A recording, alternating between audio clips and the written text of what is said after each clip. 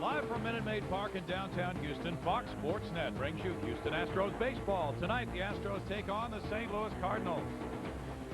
Hi, everybody. Another gorgeous night. Bill Brown and Jim Deshaies enjoying the Astros-Cardinals rivalry this season. J.D. What a run it's been for the Astros in the early going. 7-2. A win tonight will be their best start in a long, long time. And the magic last night provided by Jeff Kent.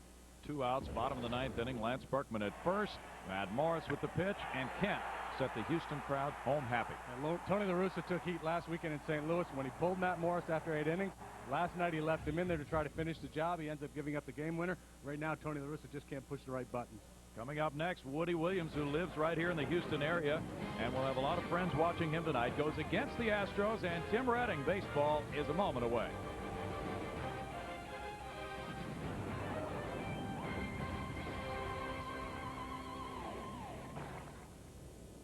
Cardinals and Astros prepare to meet in Game 2 of a 3-game weekend series. We just got an announcement before the game that the future Saturday night games will be moved up an hour. There'll be 6:05 starts, except when there's a network Saturday afternoon game for the rest of the season. So the fans can come out an hour earlier, get home a little bit earlier, but this is one night to behold, J.D. Great evening. This is a perfect night for baseball, Brownie, and if the action on the field is anything like what we had here last night, that's going to be a wonderful night at the ballpark. Check the starting lineup now for Tony La Russa's Redbirds. They're 4-5, 3 games behind the Astros, brought to you by Southwest Airlines. Orlando Palmeiro leads it off. He's in right field. Wilson Delgado's at second base for the banged-up Redbirds, who have Jim Edmonds in center field.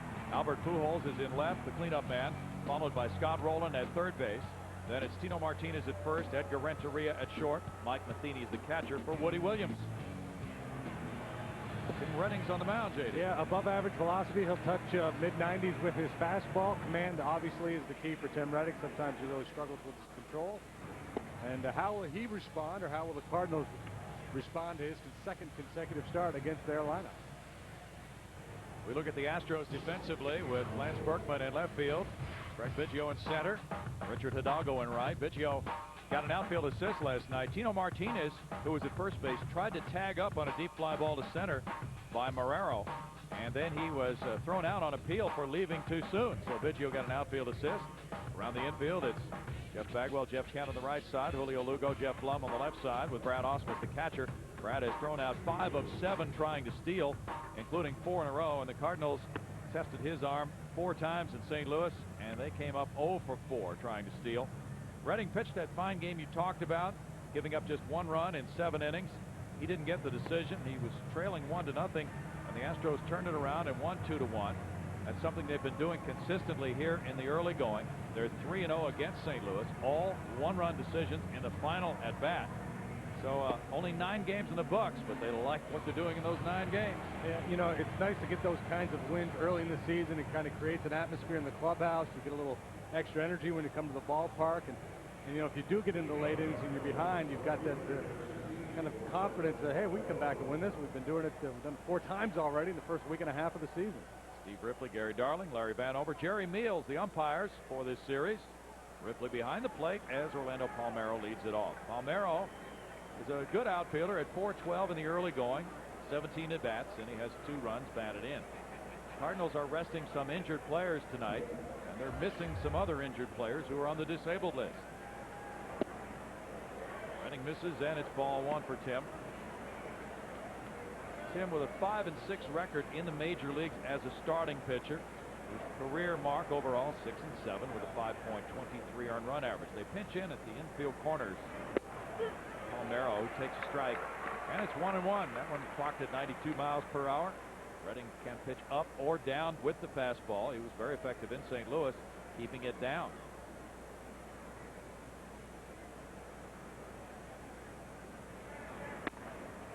It's 2 balls and 1 strike. It could have been a milestone game for Tim, and of course it takes perspective to be able to say that, which we don't have tonight. But going up against Matt Morris last Saturday night, and Morris was pitching such a fine game with 8 scoreless innings. Tim, with that performance, certainly kept his club squarely in the game. It's the kind of ball game where a young guy, who's had some up and down moments in his young major league career, can really build on.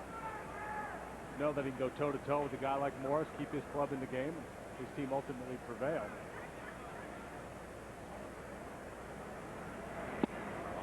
fact, and takes a leadoff walk. Redding missing inside a few times there. Palmeiro got the start against him and had a hit and sac bunt. They faced each other on Saturday. Now he gets instructions from Dave McKay. Tough night for Matt Morris. 8 2/3 innings, 3 earned runs allowed, 122 pitches, and his first loss of the year. 121 pitches wouldn't have been so bad. 122nd. Got him. Well, he is quite a competitor, though, and he showed that again last night.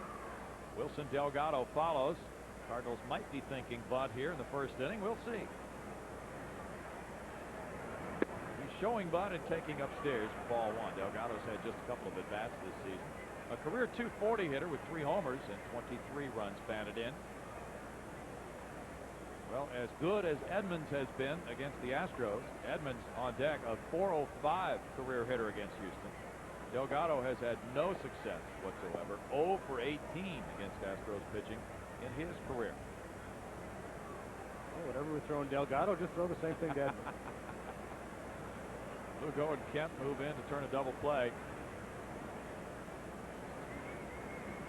There goes. A slicing fly ball down the left field line away from Lance Berkman and out of play. 1-1.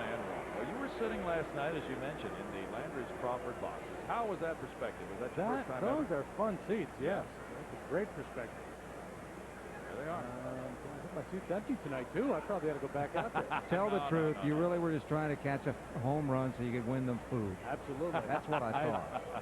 Visions of crawfish dancing in my head. Well, now some people think they ought to be called the crawfish boxes, but they're not. Fastball is fouled, and that's out of play. 1-2, and that's the new promotion this year. If an Astro player hits a home run in those boxes, there are what, about 300 seats out there, something like that. The fan who catches it wins the gift certificate to Landry's, and the player who hits it also gets a gift certificate. If it's a grand slam, it's $500.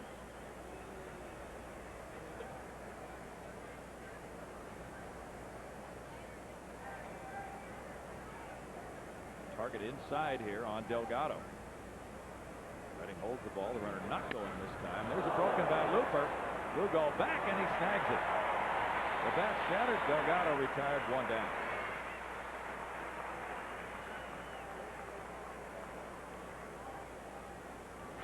I'll make it 0 for 19 for Delgado against Astros pitching. Talk about shattering the lumber. I don't think he jammed him either. I think he hit it off the end of the bat. Snapped it in half. Here comes Roy Hobbs. Yes, here's Roy hitting .522, 4 homers, 12 runs batted in. He would be leading the league in hitting, but he needs 1 more plate appearance to qualify. And he homered last night. That was in the first inning off Brian Moeller. He also drew a walk, and then he struck out twice. And he spins around, and ball 1.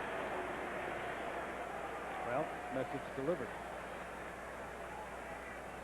427 in this ballpark. 7 homers in 25 games, 17 runs batted in. Now the question is, now after you make that pitch, obviously you've gotten his attention. That may be a good thing. It might not be. You got him talking. He's chatting with Osmus back there. You better not throw him a cookie with this pitch. Taking all the way, and it's 1 ball, 1 strike.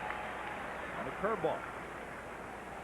Edmonds had a 4 for 4 2-home run game a week ago Friday night in St. Louis against the Astros. Drove in 4, and he didn't start the second game of that series. The third one was rained out. 2 balls and a strike.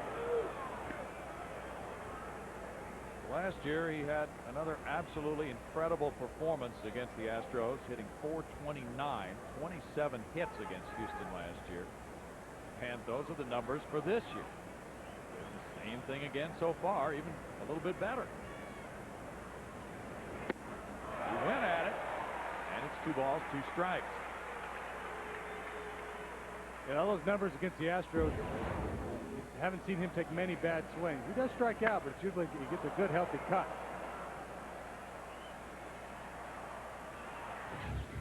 Darren went a long way to left center over that 404 sign last night.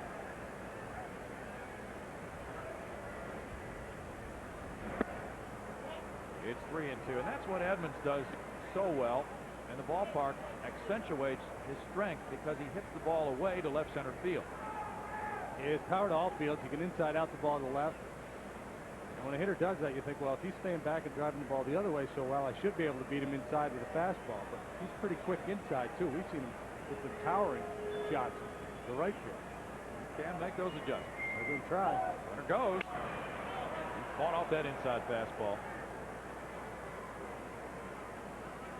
Palmeiro back to first, the count full. Cardinals trying to get it started here in the first inning for Woody Williams. Tony La Russa's club 3-3 against the teams in the National League Central, headed for Milwaukee after tomorrow's finale to this series. 608 wins as a Cardinals skipper. Hit the first home run ever in the Superdome. Really? I have incredible sources. Runner goes again, and it's foul. The first home run ever in the Superdome. They play minor league baseball there. Wow, that's impressive. Now, if you said he some was kind of baseball there, minor league exhibition game. Yeah. If you said he was four-time manager of the year, people would say, okay, we know that. He's active managers and wins. Okay, we know that. But what you just came up with, Lawyer. Real gem. He's a lawyer. Runner goes again on 3-2, and this one's cranked up to center field. Biggio waiting. There's one out. Or 2 outs, rather. And Edmonds worked the count full. So Redding spinning him around early in the count. That might have been what led to his success. Now Pujols is next. Here's another guy who's just rampaging. 281 so far this year. 2 homers, 7 runs batted in. A couple more hits and a walk last night. So the batting average is not what he has had the last couple of years, but always dangerous. He's playing with a hamstring that's bothering him. Hit .314 last year. He's a .321 career hitter for 2 major league seasons. Time called by Pujols. He was second in the MVP voting last year. Pujols didn't start the game last Saturday against the Astros either with that hamstring. The road warrior, huh? 340 on the road. Great effort. A lot of attention to Orlando Palmeiro, who runs okay, but he's not a real speed demon. It's one of the luxuries of having Brad Ausmus behind the plate. You got such a good throwing catcher. Obviously, you want to take advantage of that weapon and give him a chance to throw out a would-be base stealer. But you got to be careful not to focus too much on the runner and make a bad pitch because of it. Up the right field line, it slices away and foul. Strike one. You know, the Astros have got off to a good start against the Redbirds this year, and we've caught them at a good time. You know, J.D. Drew's out, Isringhausen, the closer's out. Pujols, as you mentioned, is nicked up with a hamstring. Vigna now not playing last night or tonight. Won't play tomorrow. There is no crying in baseball, and there will be no pity for the Cardinals from the Astros side. It's just good timing. Right. Eli Marrero is not playing tonight. He probably will catch tomorrow. Tony La Russa is the kind of guy, he's never allowed himself or his club to fall back on, hey, we're nicked up, we're a little undermanned. He will not allow that. He says, hey, we're all big leaguers in this dugout. Every time we strap it on, we've got a chance to win. If you start allowing yourself to make those excuses, then you become easier to beat. This club had to be very tough mentally last year with all that they went through. 2 balls and a strike. At the end of the season, they stood tall. Losing to the Giants in the National League Championship Series after knocking off Arizona. The Astros have won 4 of the last 5 meetings with the Cardinals, despite hitting only .216 in those games.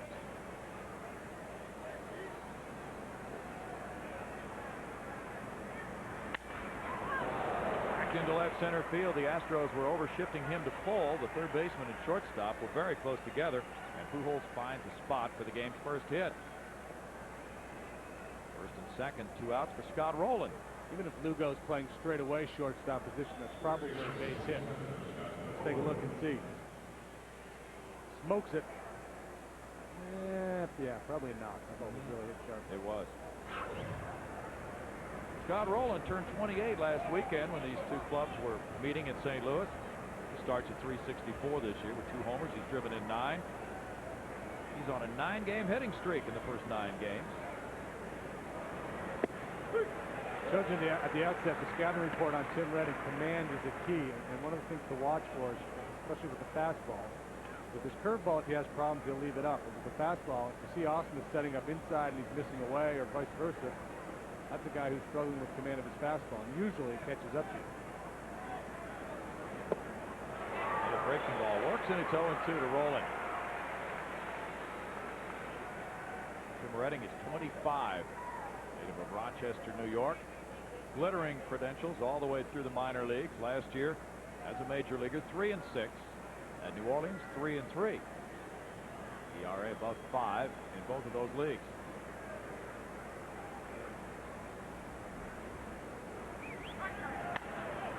Up the right field line, it's slicing toward foul ground, and it's a foul ball. Probably not by much in the corner.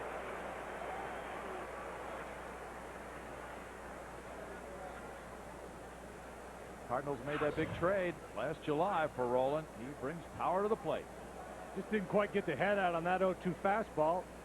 The reason why he didn't get it out is because it was 0-2, and you have to be in a little bit more defensive posture. Most hitters are anyway. Rowland's 2 for 8 with a homer off Redding. Redding 1-1 in his career against the Redbirds with a 3.77 ERA. When Redding first came to the big leagues, in 2001, the Astros won his first 5 major league starts, and then he first tasted defeat in relief against the Cardinals.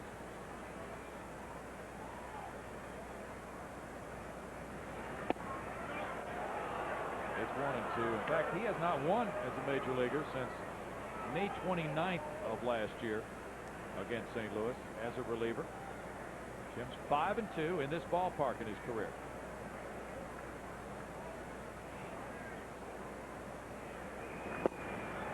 Rowland works back to a 2-2 count now.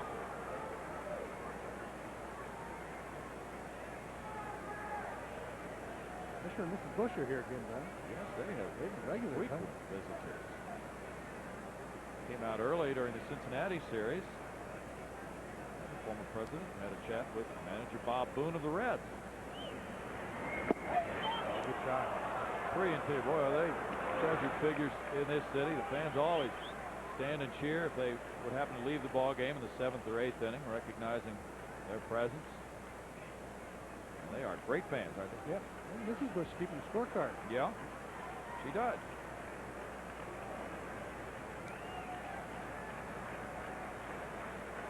And let's go on 3-2 with 2 outs, and it's ball 4, loading the bases. Timmy has to be careful here. He's a little demonstrative in his reaction to the last couple of calls, and to me, they were pitches out of the strike zone. And Steve Ripley, a veteran umpire, has been around a long time, and he's not going to take kindly to that kind of reaction. Bert Hooton's coming out. And this is a borderline pitch, but it looks like it's away. Certainly not a pitch you would argue over if you didn't get. And so this is a part of the process, with a young pitcher. Osmus has been out there 3 or 4 times already. Now Bert Hooton trying to work him through this first inning, trying to get him back on track mentally. When you see your pitcher react the way Redding did to the last 2 pitchers, Bert Hooton's the kind of guy who's going to say, wait a minute, we need to stop that right there. Go out there and get him focused on just making pitches. Don't worry about what the umpires say. 28 pitches so far, 14 of each in this first inning for Redding.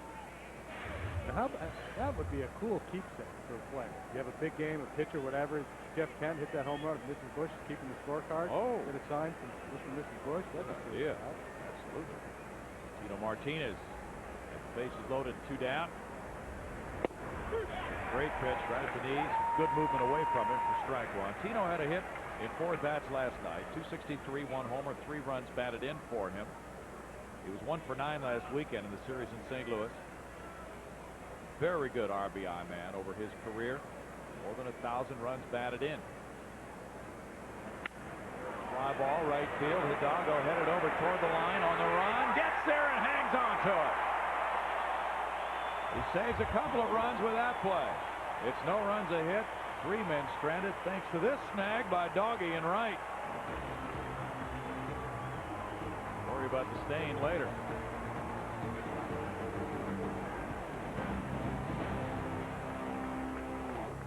6-0 Houston coming up, and the starting lineup for the Astros is brought to you by Southwest Airlines. Craig Biggio leads off in center field.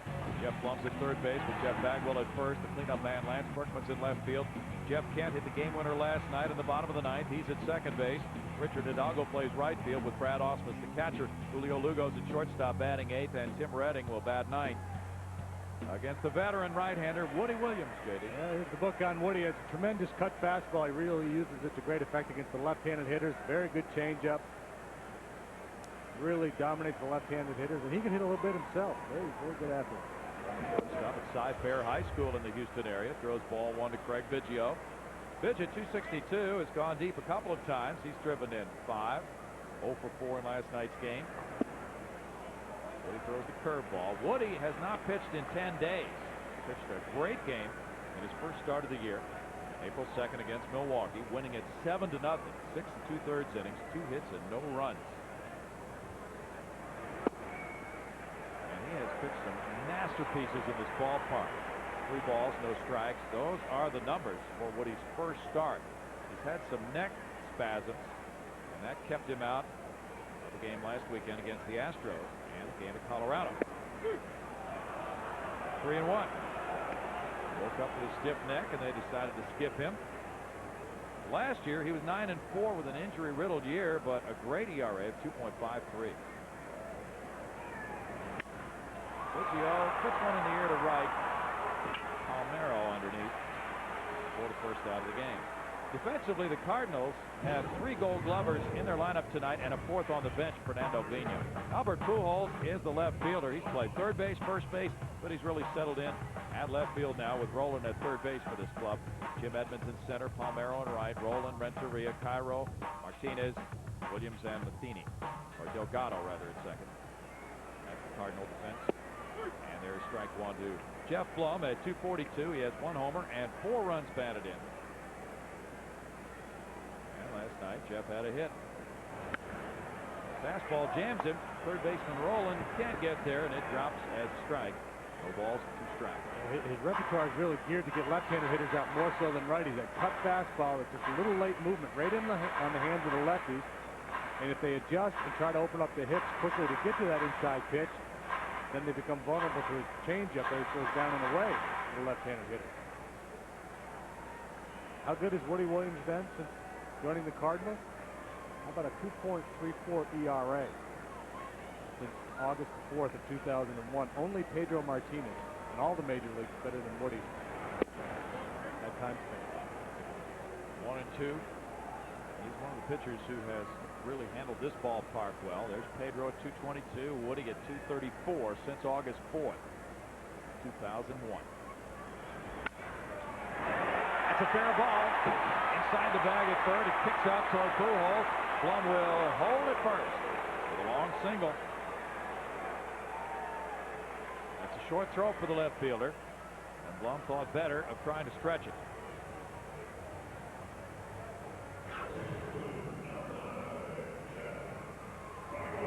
Two-seam fastball moving away from Blum. Stays right on it, slices it down the line. Got to be able to play the carom. That's what he did last night in the bottom of the first on his double. Hit it into the left field corner. Jeff Bagwell almost hit a homer to right last night. He did hit one to left over the railroad tracks. His 3rd of the year. He's driven in 6 with a 306 average. This one up the right field line. Flares in for a hit. And bounces into the stands for a double. First double of the year for Bags. And the Astros have 2 men in scoring position for Lance Berkman.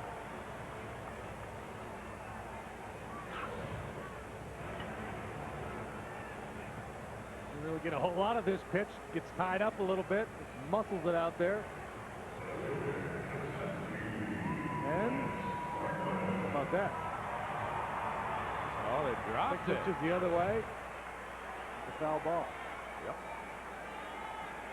That guy had a Yankee jacket on, didn't he? An Astros cap? I don't know. Probably why he dropped the ball. He's confused.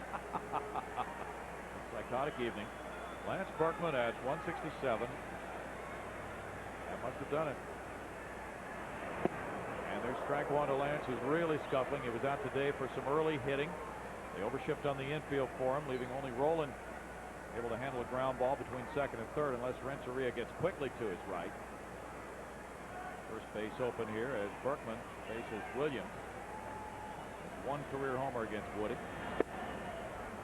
Woody misses in tight. 1-1. Lance has had 5 hits in 30 at-bats, all 5 singles for a 167 batting average. But he really hit the ball hard in the 9th inning last night for that single. Took a bad hop over Tino Martinez off the shoulder. Well, without that hit or without Berkman reaching base, the Astros would not have had the opportunity to get Jeff Kent to the plate to win the game. 2 balls and 1 strike. Fielders back to concede the run on a grounder. Smith is inside. 3-1. Woody had a terrible ERA this spring, but with the gem he pitched against Milwaukee made those numbers irrelevant. Career 5-2 pitcher against the Astros with a 2.69 earned run average against Houston. Berkman to first. Martinez throws home. Here's the tag. And he makes the play to get the out on Blum. That's a big play for St. Louis. The infielders were playing back. But Martinez saw his opportunity and made the long throw home for the second out. The ball was so sharply hit. You don't realize he had a shot at Blum. Gets rid of it in a hurry. Then he blocks the plate. Blum's history. Never got there. Never let him in the door. Tino Martinez denies Berkman his first RBI of the season. A tremendous block by Matheny. And it's Jeff Kent on a 5-game hitting streak. Hit the game-winning homer last night. His second of the year. He's driven in 5 with a .306 batting average.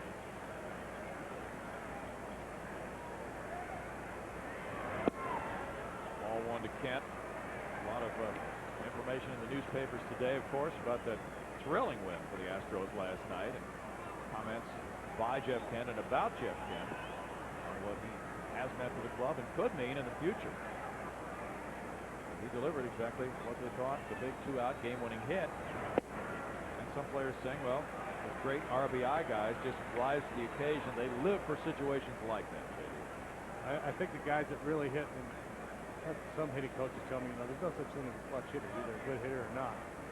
There are certain guys who I think have the ability to remain calm in those pressure situations. 2-1. And to stay disciplined. I think some guys get a little antsy, expand their strike zone, and will offer at bad pitches. Kent, the whole secret of that at bat last night, got the count in his favor and then got a fastball he could handle and hammered it. 4 wins in the last at bat for the Astros already. Cincinnati has 4. That's right. 3 balls and a strike. Could definitely be a growing feeling in that clubhouse that the team is never out of a ball game when coming back like that to win late. Kent has great numbers against Williams.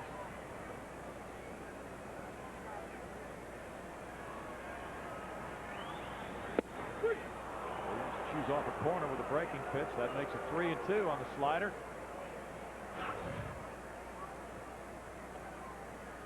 That's a pretty nasty pitch there.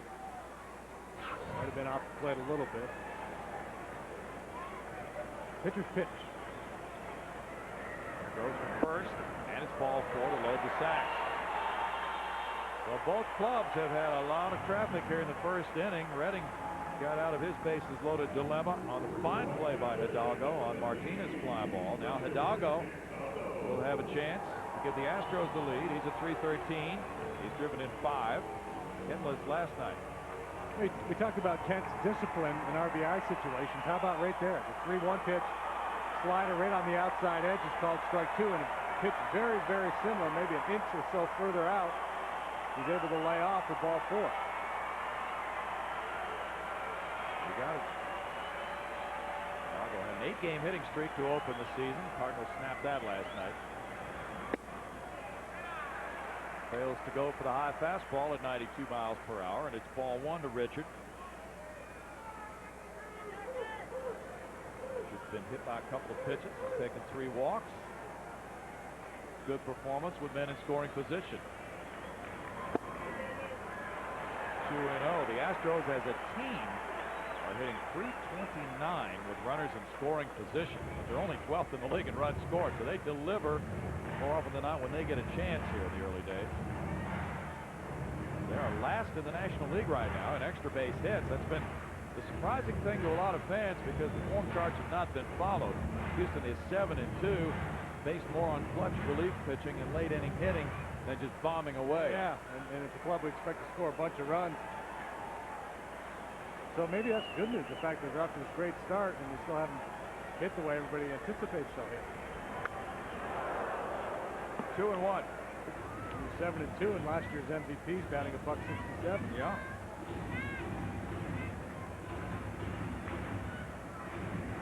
Hidalgo had that tremendous RBI year with the Astros in 2000, 122 runs batted in.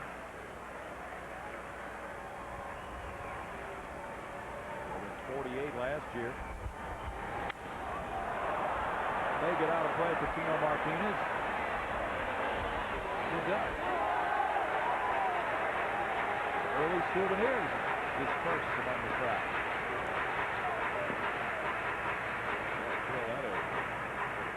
Go, Andy. There was one that dropped down last night from the upper deck, and a little guy about 4 or 5 years old wound up with it on the lower deck. 271 for Richard with the bases loaded. Brad Ausmus on deck. To left center field. Edmonds calling. And Woody Williams is out of first inning trouble. Thanks to that play at the plate, it's no runs, a couple of hits, 3 men left, and nothing.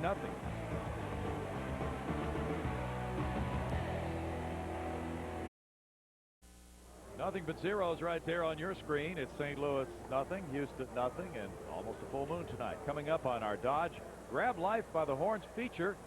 Later on, we'll be asking Lance Berkman who was his childhood idol. Stay tuned to see his answer.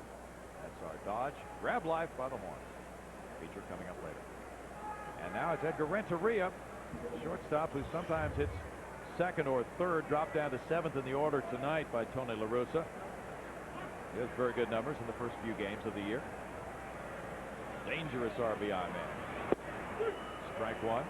He has 6 runs batted in so far, 1 homer and a .333 average. But last night, as he hit second, he wore a size 4 collar against Brian Moeller and a great relief corps last night.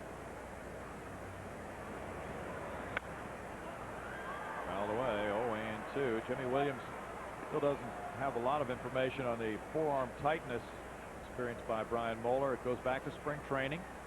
Brian threw 54 pitches last night, gave up 2 runs in 5 innings. They'll monitor him, but he's scheduled to make his next start in San Francisco on Thursday. Big breaking ball gets Renteria. First whiff for Redding tonight. Hey, we got something very special going on tonight, and you're going to see a telephone number in a moment. In fact, I think it's going to be right above my head. It's 1-800-ASTROS-2. If you dial that number tonight, you got a chance to buy some Astro season tickets with the All-Star option for next year. All Astro season ticket packages put you in the best possible seats, of course, here at Minute Maid Park, and guarantee priority for the 2004 All-Star game. Again, that number is active now. 1-800-ASTROS-2 for details. Representatives will be standing by until 9 o'clock tonight. Prices start as low as $276. See, somebody's calling already. Yeah. I got to go answer that. That's part of what I'm doing today. All right, take those orders, will you, pal? Mike Matheny batting while you take the orders. He fouls it back. 1 ball, 1 strike. Matheny off to a tremendous start. Hitting .405. Has 1 homer, 6 runs batted in. .436 on base average.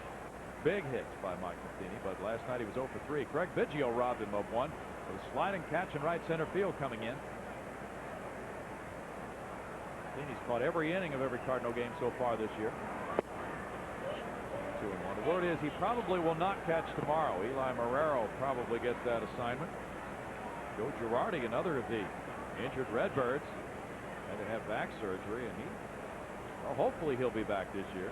Not sure about that.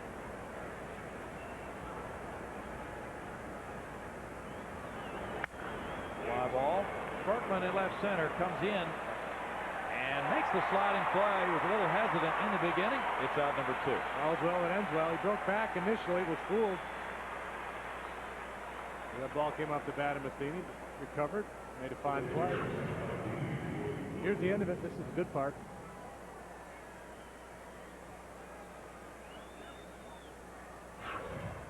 And now Woody Williams, as J.D. mentioned, he can swing the bat.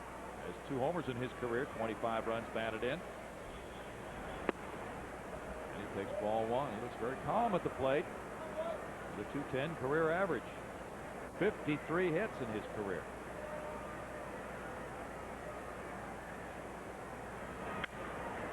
This one popped up. Jeff Bagwell into foul territory for it. If he has room, and he does. It's a 1-2-3 second for Redding, and it's 0-0.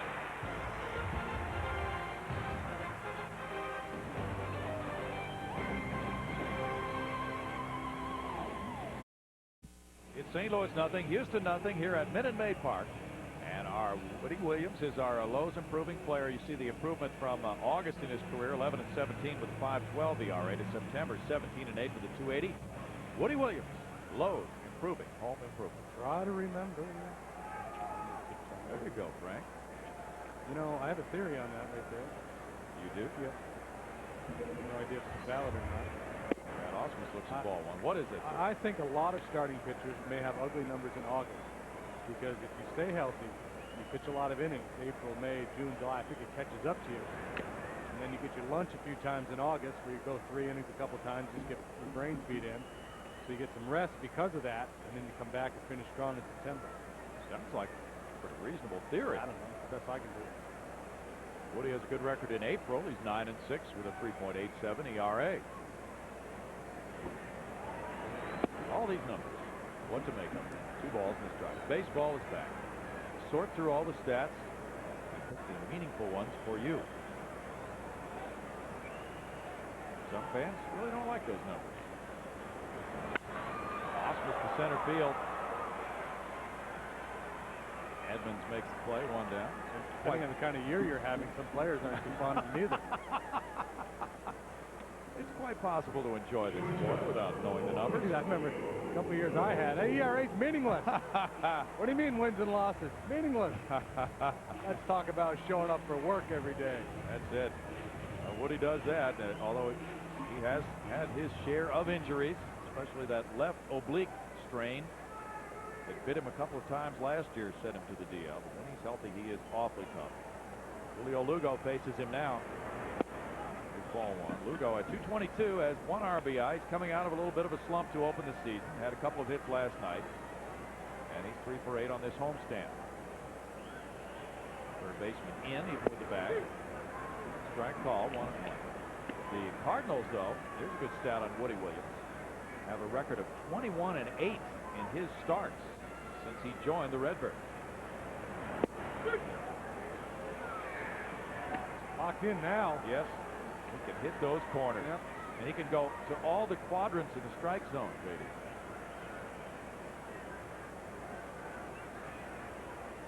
Can really bang away at spots. Up and in, down and away. Both hitters, left and right-handed. Didn't like that suggestion from Matheny. 2-2. What was that? It wasn't really a shake-off. It was kind of a half shake, wasn't it? What is that? Maybe perhaps just changing location. Some pitchers will just, if they want to change location and not pitch, they'll just continue to stare and not nod. Oh, strike 3. Right down Broadway. First strikeout for Woody Williams. Critics are calling the best darn sports show period a hybrid of sports news and sports bar banter. This week, the guys are visited by some top NFL prospects in the upcoming draft, plus UConn guard Diana Taurasi. Yeah. Talks about the Huskies' 2nd consecutive basketball championship. Ray Leonis drops by to talk sports. The best darn sports show period. Weeknights 8 and 11 only on Fox Sports Net. And Taurasi, she is tough. That's right. A little weak on my women's NCAA. That's all right. We know you're still awash in the big Syracuse victory. Tim Redding at 139 probably enjoyed that too, considering where he's from. Rochester man. Orangeman country. 1 ball and 1 strike. Jimmy Boeheim is floating on air right now, isn't he? Now, if only Carmelo Anthony would agree to stay in school, he'd really be floating on air. Strike call, 1-2. Well, Redding, of course, went to Monroe Community College in New York, and Astros did a great job of scouting him, as well as many others. Oh my! That's a 1-2-3 second inning. And why not tee it up? Woody Williams gets his second strikeout. It's 0-0.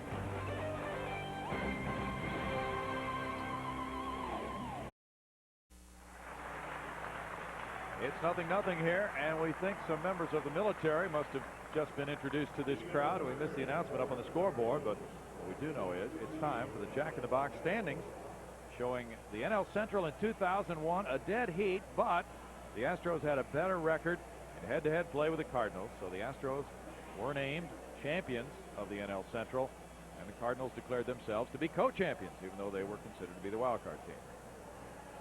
Well, they were co in the sense that they had the same winning record. Yeah, the Cardinals still claim a co, but you know the Astros don't. No. Well, that's all history now, and there's the banner. That's right. Well, they got one too, wasn't it our buddy Wave who said it's like France declaring themselves co-champions of World War II? Yes, it was. As a matter of fact. Orlando Palmeiro leads it off in the third. The game is scoreless. He led off the game with a walk. Strike call. You know, this guy's an interesting hitter because he, you know, you say these players play for records. He had a chance to be the all-time pinch hit, all-time with the Angels, and he left. He only needed 3. How could he leave with an opportunity? In the record books for all time. He wanted to go back, didn't he? And then it became a financial issue. Yeah, that's what it boiled down to. But yeah, he only needed 3 to become the all-time pinch hit leader for the Angels franchise. And, heck of a record. Distant relative of Rafael Palmeiro. His cousin got all the power. Yeah, he did. Orlando's a solid hitter, though. He hit around 300, walks more than he strikes out, slaps the ball around the field. More than 1,400 major league at-bats, 3 homers.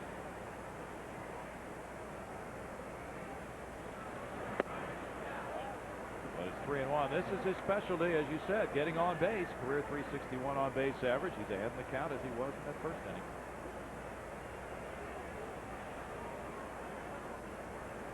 Can you ask from a leadoff man? There's that number 1-800-ASTROS 2 for the Astros picket packages tonight. His wife gave birth to, I believe, their first child the day before Game 1 of the World Series last. Oh.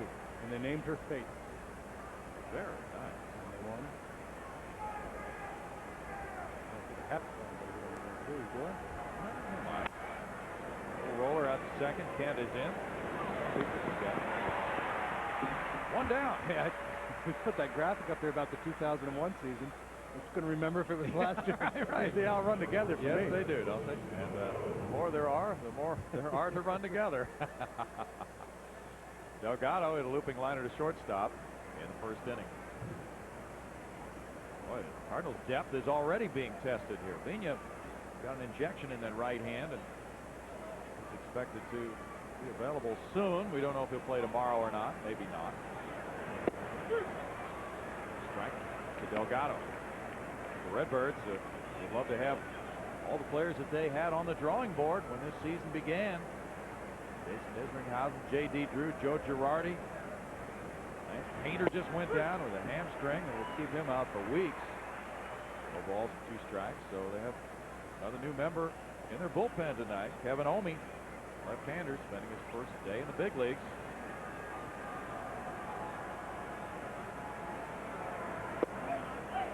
Redding started to walk away. I thought maybe it was out number 2, but it's 1 ball and 2 strikes.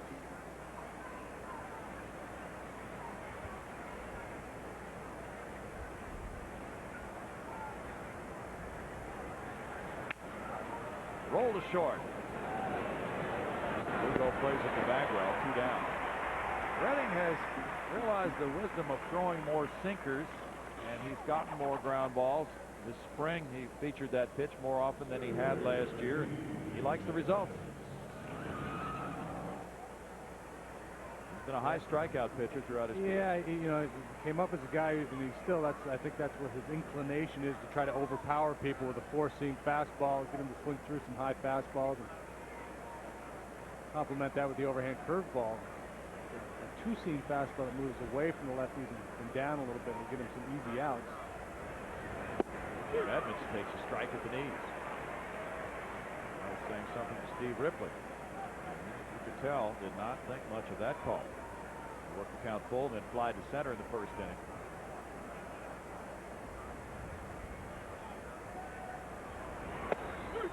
It's 0-2 very quickly.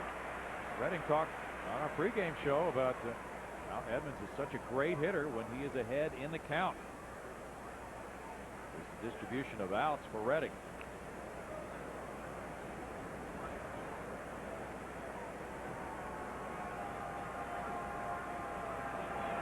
I don't think he'll ever be, a ground ball pitcher. A guy gets a lot of outs via the ground ball. I mean, he has that two-seam fastball and moves away a little bit, but he doesn't really sink it a whole lot. When you don't do that, it's hard to get the hitters on top of the ball, beating it into the ground. Here are the knees. 2 balls, 2 strikes. As the Astros try to figure out what works against Jim Edmonds. Jason Simon Tachi will pitch here tomorrow against Roy Oswalt in the series finale. Hope he can make it out in person for the 1:35 start.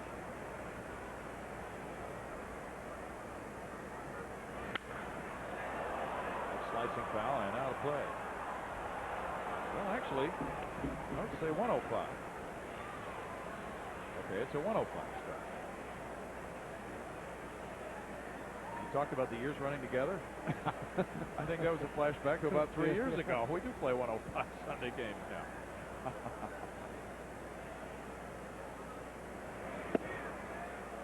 3 balls, 2 strikes. Edmonds once again working that pitch count up higher on Redding. Redding's now had 4 3-2 counts in this game. 55 pitches thrown to this early stage by Redding. Biggio's in left center. Edmonds goes for that high hanging curveball, fouls it back. The Cubs got a fine pitching effort from Kerry Wood today. 8 innings, a 3-hit shutout ball. And they blanked the Pirates 4-0. Beat Chris Benson. Punched out 13, did Kerry Wood. Boy, even Mark Pryor. That's something. About a 1-2 punch. Joe Borowski looked good. He got his second save today. They seem to have a much better bullpen.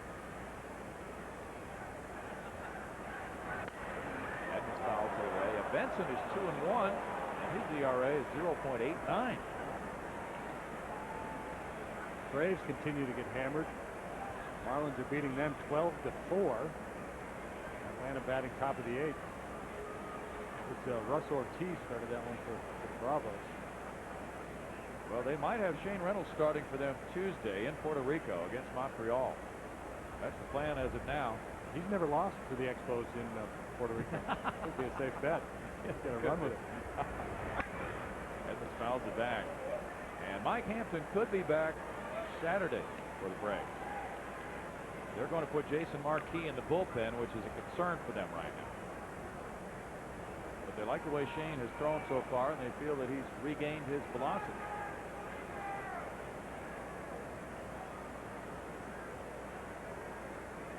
Boy, there are some premier starting pitchers who are really looking bad in the early days of the season. Big units right there at the forefront. Maddox, Schilling. Edmonds works a walk. The third of the game for Redding. And Pujols is next. You know, all the talk about Edmonds and all the damage he's done against the Astros, you cannot fault Redding for having a cautious approach. But if ever there were a time when you'd be aggressive with Edmonds, it's 2 outs, nobody on base. He really made some pretty good pitches in that sequence, but credit Edmonds for laying off some borderline calls and drawing the walk. Yes.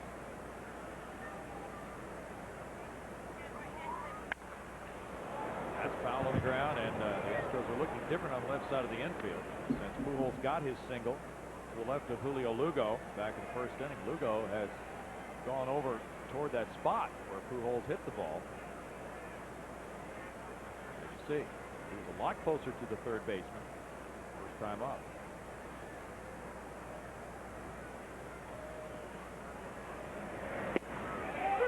A strike makes it 0-2 to Pujols. How about those Kansas City Royals? Still undefeated. 9-0. High cheddar. And that's a called strike by Steve Ripley. No indication that he called the swing. Top of the strike zone fastball. Hidalgo fighting the lights a little bit. takes care of the third out. No runs, no hits. The runner stranded. It's 0-0 after 2.5.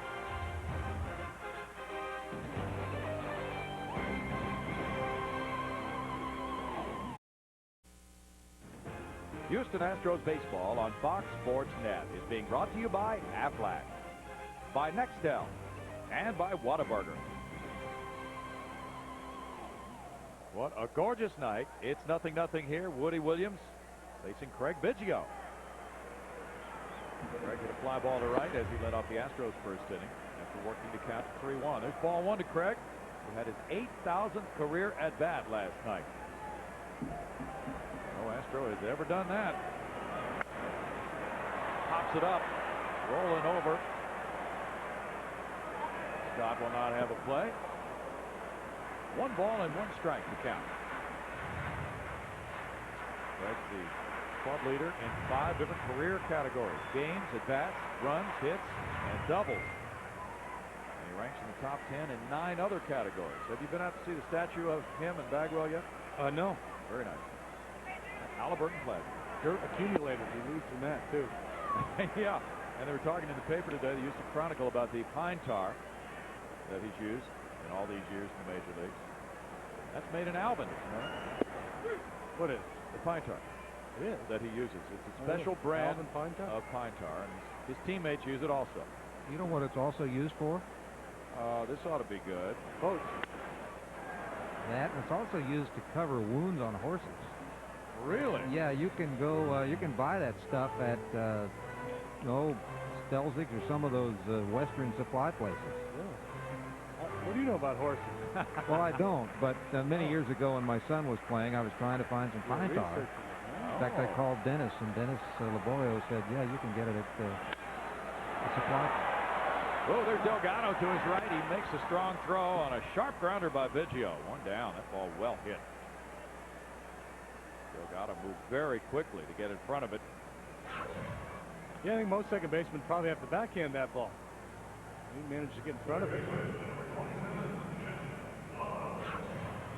down. Jeff Blum singled inside the bag at third.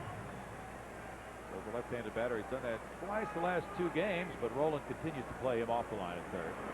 Here's strike 1. Percentages don't dictate that the third baseman guard the line with a left-handed batter up in this situation. No balls, 2 strikes. Well, these 2 baseball managers, though, really look small stuff, don't they? The detail work, like positioning the fielders, that can make a difference. Yeah, I think both these guys, running loose to Jimmy Williams, very detail-oriented. I mean, you might say, well, come on, they're big league managers. Aren't they all? And I don't think so. I think there's different management styles. Some guys really pour over notes and scouting reports endlessly. Other guys, not so much. I agree with that. Delgado. Throw for out number 2. Time is running out to order an Astros 23-game mini plan with 2004 All-Star option. The deadline is Tuesday, but you can call Astros Ticket Services tonight. 1-800-ASTROS-2. You've got until 9 o'clock. Plans starting at just $276. $276? $276. That's affordable. That's great as a matter of fact. Jeff Bagwell doubled to the right field line. There's strike 1. This is a very active night in the downtown Houston area. There's a big pre-Super Bowl party here. Super Bowl this weekend? No, not quite, but they're getting geared up for it. And that same year of 2004, what a tremendous boon that will be to the Houston economy. Super Bowl and an All-Star in the same year. Wow. Sports City, Brownie. You know it, pal. 1 ball and 1 strike.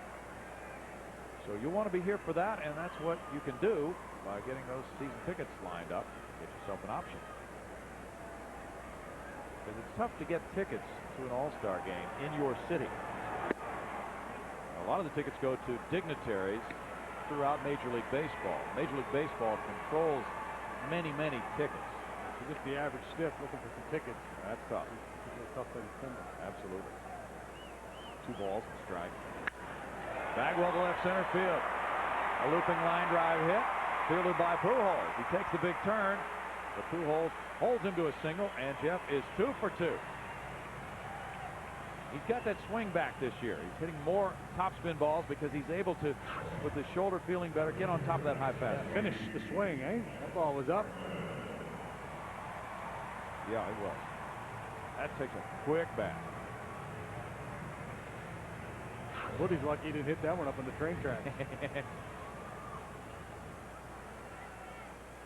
Woody probably put a little pressure on the pass list, I would imagine. About 40 from what we hear, yeah. He worked it over. Lance Berkman grounded to Tino Martinez, who threw out Jeff Blum trying to score in the first inning. Looms is a very large play as of right now. There's strike one. Well, Lance, though, and his manager points this out, has drawn 8 walks. Not really swinging at a high number of bad pitches. Just swinging and missing and not quite getting a lot of pitches that he would normally match. I mean, Lance Berkman, when he's right, when you make mistakes up in the middle of the plate, he's hammering that ball. Right now, he's kind of popping it up. Just not quite on top of things. Woody shakes off the suggestion from Mike Matheny. Oh, drops in a curveball for a 1-2 count. Somebody will pay. Sooner or later, somebody's going to pay.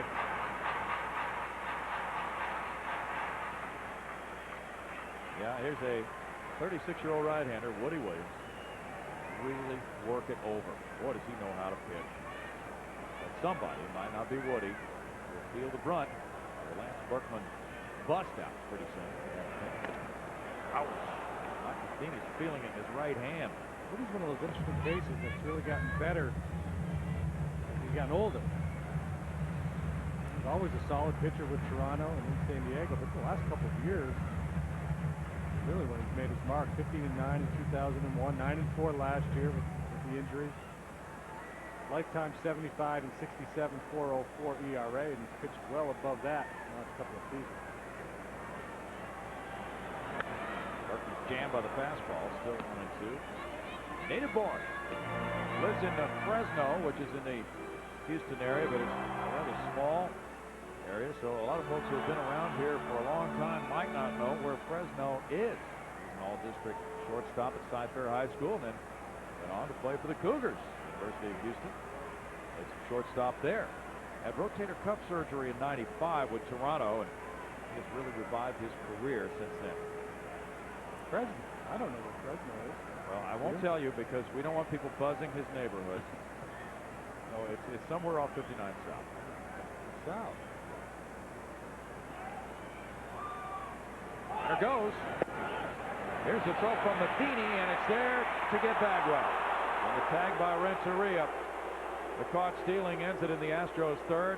No runs a hit. And Matheny guns down another one. He's 2 for 3 in throwing out runners in the early days. And in the early going here, it's 0-0, 2-3.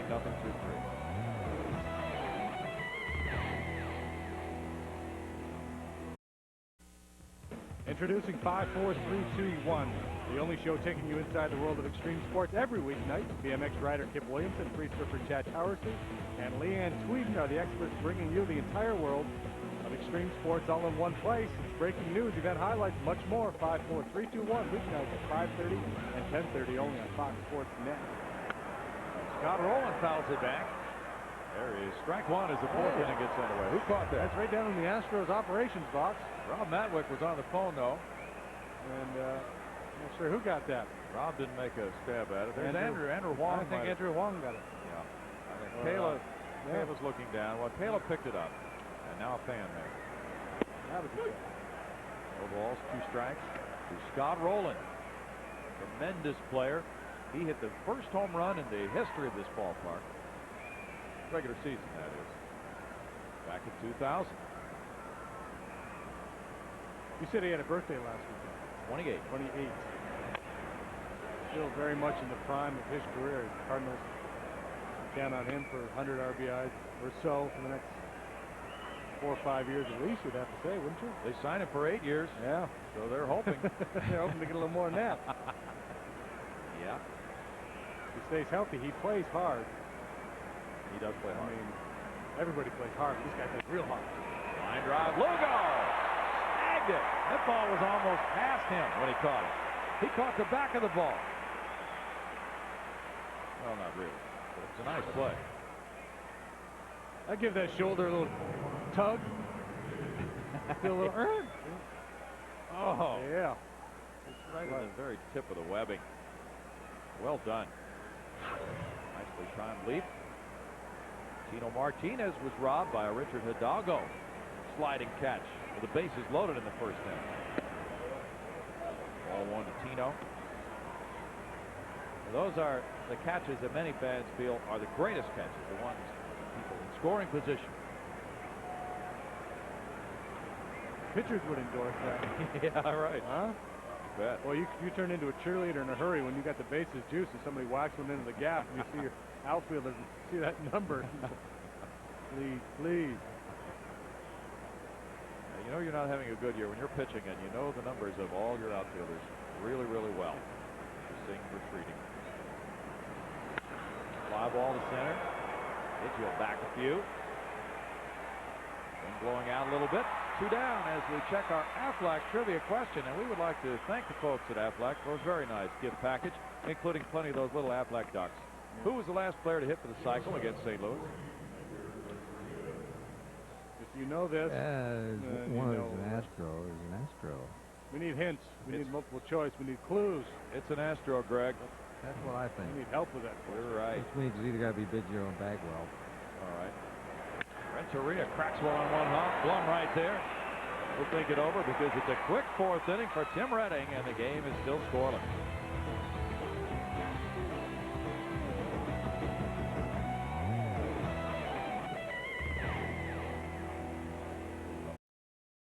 St. Louis nothing, Houston nothing. Our Aflac trivia question comes your way, and we're going to guess Jeff Bagwell was the last player to hit for the cycle against the Redbirds of St. Louis.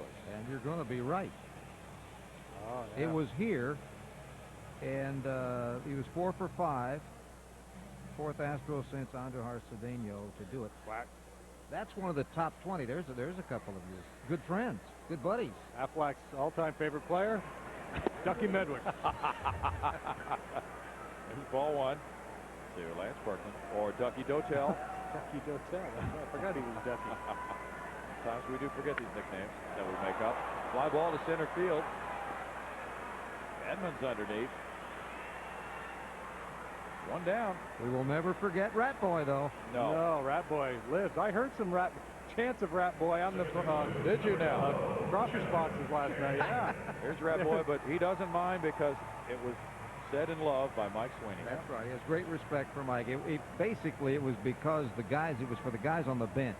Yeah. You know, they come in and do the dirty work, and they were proud of that. So. Well, there was that show, The Rat Pack. Rat Patrol. Rat Patrol? Okay. Yeah. Remember the... Oh, yeah. Strike one to Jeff Kent. He walked on a 3-2 count back in the first inning. But when I was with the Twins, our bench guys, they were called the Rats, too. I think a lot of guys, they take that moniker. Was Gary Gaetti there then? No. That's good because that could have been pretty confusing. He was the Rat. Yeah, he was King Rat. Was he? Well, my book. Yeah. Gary's working with the New Orleans Zephyrs again. Hitting coach there. Very happy to have him in the organization. Assistant trainer Rex Jones wants to know if Jeff Kent wants some attention. He might have been having a problem with one of his eyes. Yeah, Something a little dark or something. right. Edmonds in center. Takes care of another one for the second out. Woody Williams mowing them down. He had a no-hitter in his first start of the year for 5 2/3 innings. A triple by Eric Young of Milwaukee. It's 0-0 here. He's allowed 3 hits. Both pitchers escape bases loaded first inning jams. 1-800-ASTROS-2, the number you can call right now and get all your questions answered about Astros ticket package. Richard Hidalgo for strike one. Woodman looks like he settled in here. Doesn't he, though? So it's going to be tougher to build any kind of an inning against him.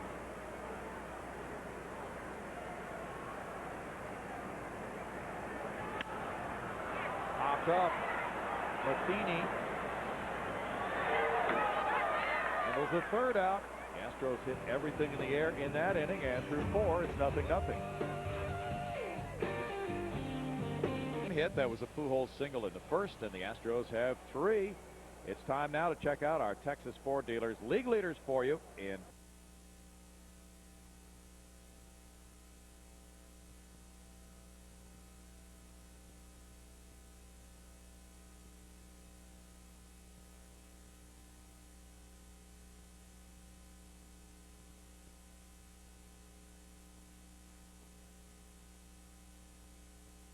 strike 1. Woody Williams on deck.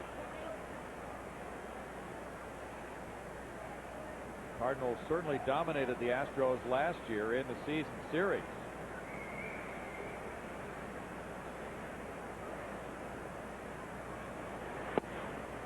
Betting misses. It's 1 ball, 1 strike. 13-6 for St. Louis against Houston a year ago. 2001, when the Astros won the division, they were 9-7 against St. Louis. Bagwell dives. It's a single through the right side for Mike Matheny. Continues to go on a rampage here in April. That could be important because Woody Williams now might get a chance to bunt him over. That will be the plan. Boy, that's a good pitch, too. That's one as a pitcher, you just shake your head. Good grief, I made my pitch. I still got a knock. Sometimes it happens to the big league hitters. The Astros are looking for a bunt from Woody. Fouled out to Jeff Bagwell in the second inning. Now he doesn't square around. Showing bunt early. He showed it early, then he pulled it back, and I think ultimately was going to square around and try to bunt again.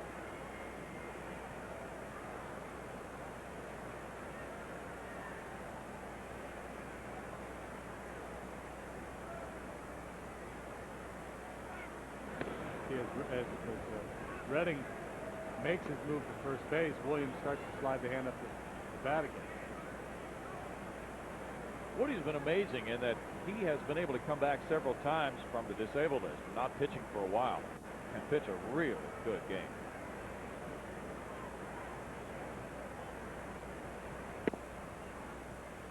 Bagwell charging. He looks at ball 1 up high. 1 ball, no strikes. I think the primary reason for that, other than the fact that he has a very good command of his pitches anyway, so you have a good starting point. A guy really knows how to put the ball in good spots. But the mental side of it, you know, sometimes the guy's been out of action for a week or so, and he's going to build it up in his own mind that he's not going to be sharp, and bring that to the hill with you. It becomes a self-fulfilling prophecy. 2-0. Redding needs a strike. Now, with Williams' proficiency with the bat, LaRussa might roll the dice here and let him take a hack. Because he knows he's going to get a fastball right to the heart of the plate. At least that will be the plan if Redding can deliver.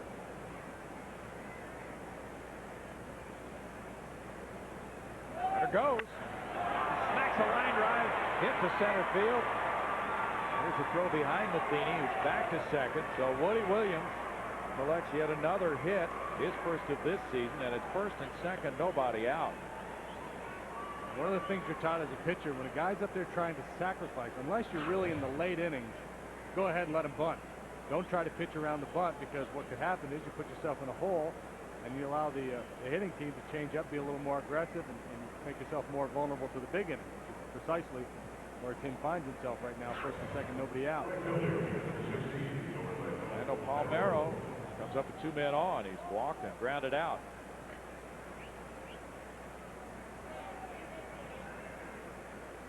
Cardinals put 3 men on base in the first inning, 1 in the third. Bagwell's in tight, looking for a bunt here from Palmeiro. Blum also is in. With Matheny, slow-footed catcher at second base, the Astros have a shot here at a force play, depending on where the bunt goes, if there is one.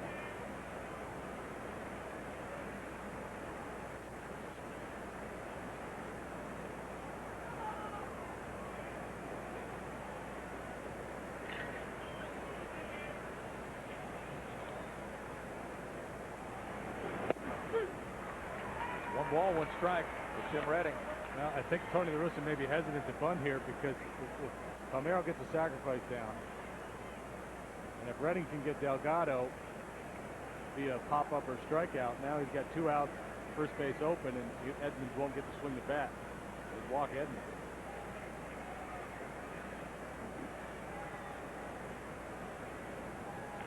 Bagwell's creeping in again. Palmeiro fouls it. Couldn't get out of the way, actually. 1 ball and 2 strikes. Tough pitch to bunt. It was up toward his chest.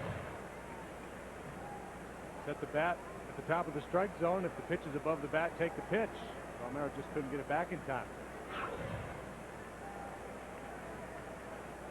Cardinals signed Palmeiro as a free agent in February.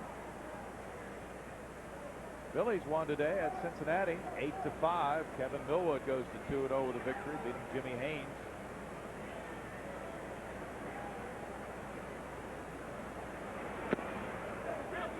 Foul tip, strikeout. Palmeiro is retired for out number 1, second strikeout. Tonight on the Southwest Sports Report, you'll see highlights from the Rockets-Sonics game. Marcus Johnston talks about Yao Ming's Rookie of the Year chances.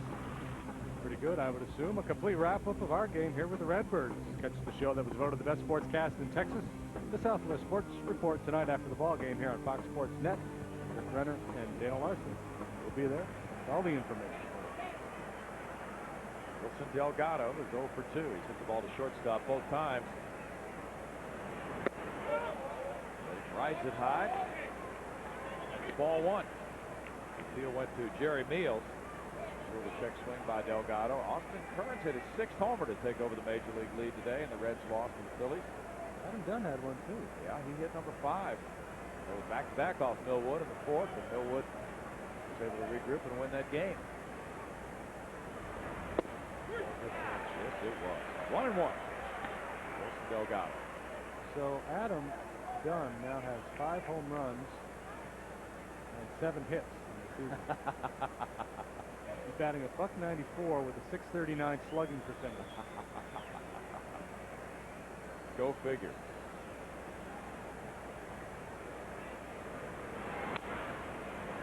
Pops a breaking pitch, and it goes to 1 ball and 2 strikes.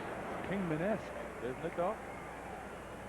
Los Angeles and San Francisco postponed at Pac-Bell Park. That doesn't happen too often. Yeah, we could be in for some ugly weather from what I'm seeing Uh-oh. on the computer here and other channels telling me that it's rain all 3 days we're in town. A 2-week road trip. The Astros leave tomorrow after the game. Oh, Nice. Coach Jose Oquendo. Watch it there.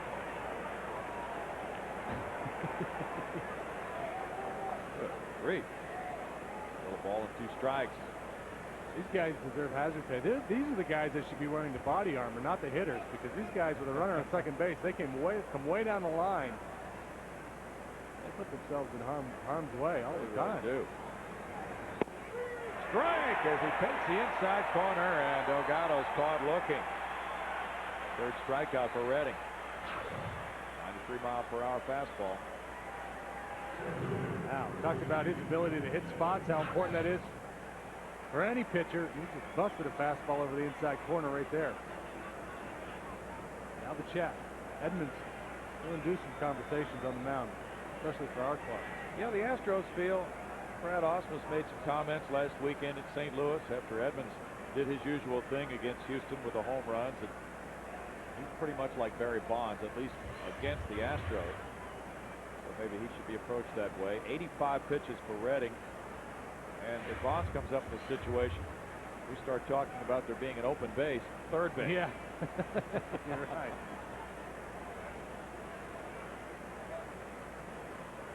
Edmonds flied to center and he walked. The count was full both times. Certainly would not endorse an intentional walk in this situation with Edmonds with Pujols on deck. But I tell you what, if I fell behind him, I wouldn't give in and just throw him a cripple fastball. If you walk him, so what? Try to make pitches. Ball 1 to Edmonds. You miss by that much, that the pitch is delivered without a whole lot of confidence. Yeah.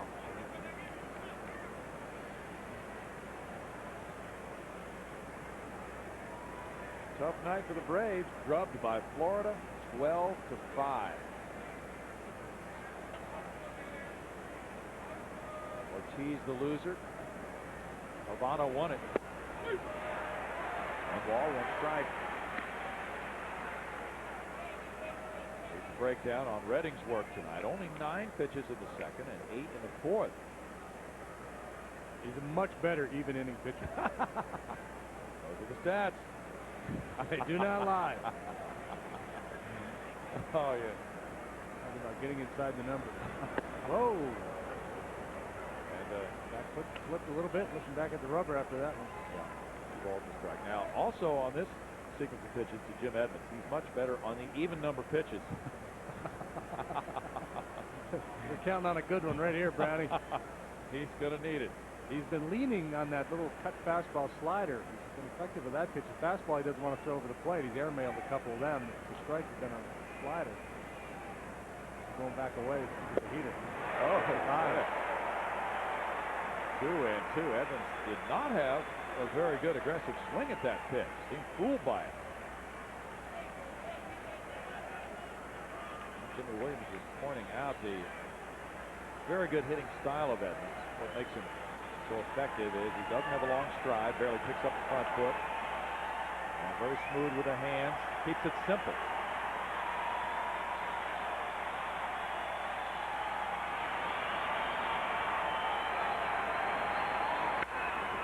Off the middle and on through to center field. Matheny's going to come home. Biggio throws toward third. Cardinals lead 1-0 on a single by Edmonds. His 13th run batted in. He got a pitch he could handle. After being fooled on the previous fastball, he was not fooled on that one. Redding battled him, though. He made a lot of good pitches. This is not a bad pitch at all. You see it's moving away from him. Kind of hits it off the end of the bat. I wonder if Jeff Kent was perhaps blocked a little bit visually there by the umpire.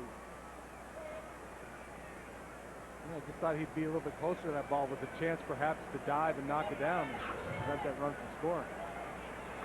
Edmonds beat the Cardinals the first run of this game.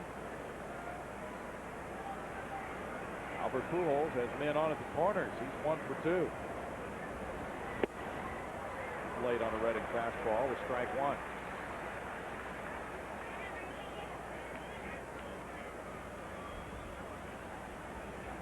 Pujols has had the best first 2 years in the majors of anybody. In terms of certain statistical categories, no other player has hit 300, 30 homers, 100 RBIs, 100 runs scored for his first 2 years in the big leagues. Doing it again with men in scoring position.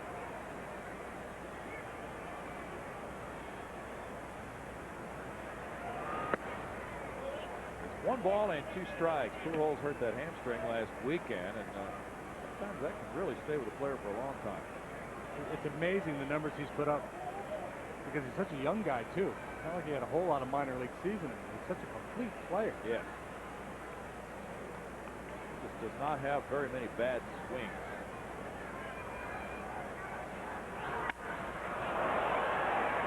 Looks that one down. Because a lot of times guys will come to the big leagues and you'll see the potential to become this kind of a hitter, but you don't see it right away. Maybe they don't have the discipline. They don't draw walks. They don't hit for power. A lot of times you'll see a young player come into the league and it won't be three or 4 years before he develops the power stroke. This guy's got the whole package. Nice block by Brad Osmond. 2-2. And some of the experts have pointed out that Pujols really keeps his head down. Great vision of the baseball and really has lack of head movement, but he has a purpose for every swing.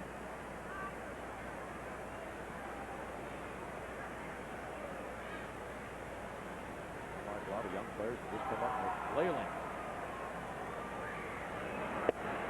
Strike 3 call. Redding gets a call from Steve Ripley to end it, and he strikes out the side here in the 5th inning. The Redbirds get a run on 3 hits, but they strand 2 and they lead 1-0.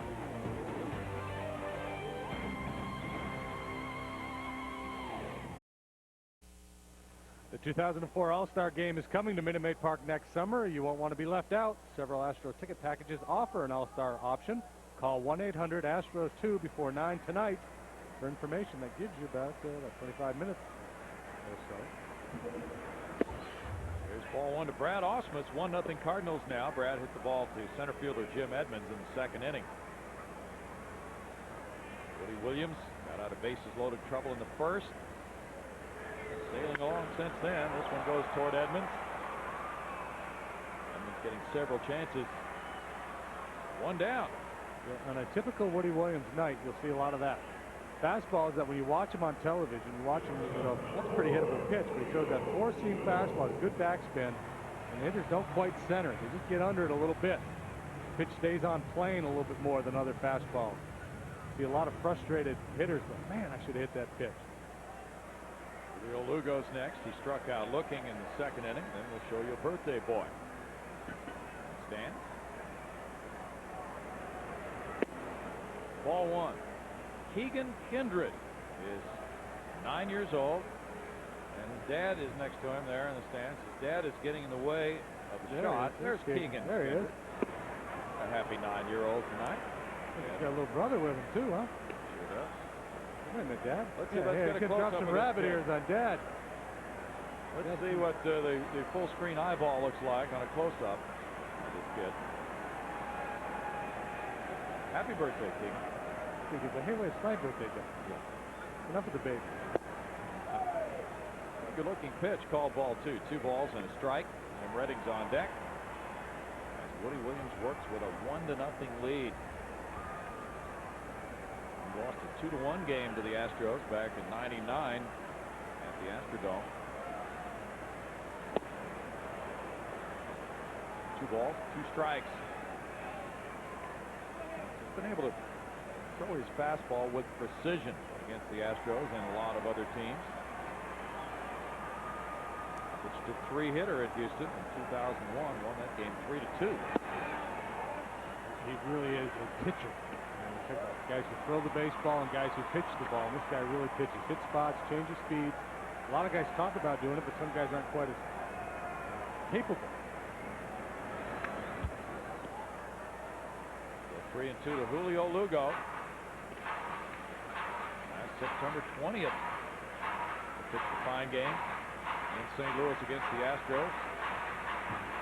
To leave that one though with a rib cage strain, and a couple of times last year when he pitched against Houston, he left with that injury. That's ball 4. Lugo takes the 1-out walk. That's the second of the night for Williams. Redding will be next as we take a look at what's on tap with the Astros, brought to you by Budweiser. Jason Simon-Tachi goes tomorrow against Roy Oswalt. And then the Astros move on to a 4-city road trip covering 2 weeks. San Francisco, Milwaukee, New York, and Montreal. 13 games in 14 days. Royo shoots for win number 2 tomorrow. An ERA of 1.29. Redding takes it. It's outside. Ball 1. Way outside. You know, if the Cardinals wanted to beat with that 3-2 pitch that just walked Lugo with the same pitch that punched out over Pujols, they'd have a pretty strong case. Yeah, they would. But you know, it's just the game, right? Happens. Hang with him. Oh, Redding's knocked down as he bunts it foul.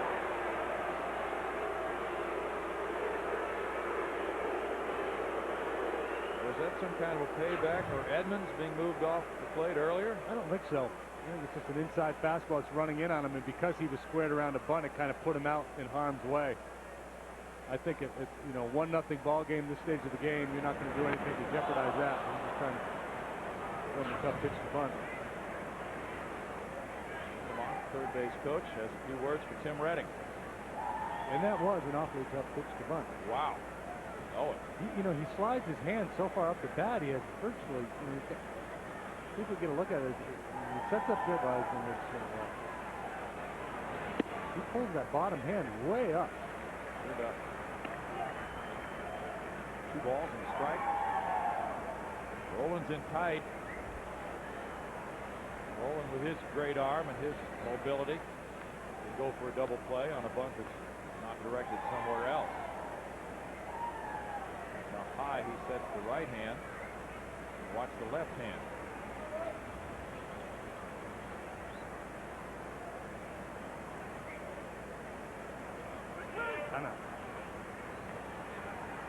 A lot of thinking here.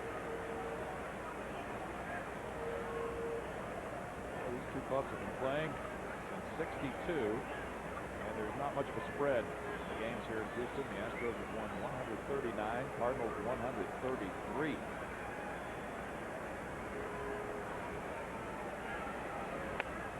Floated well at the first base line. Beautiful job. The sacrifice. Here's Lugo to second. That is hanging in there.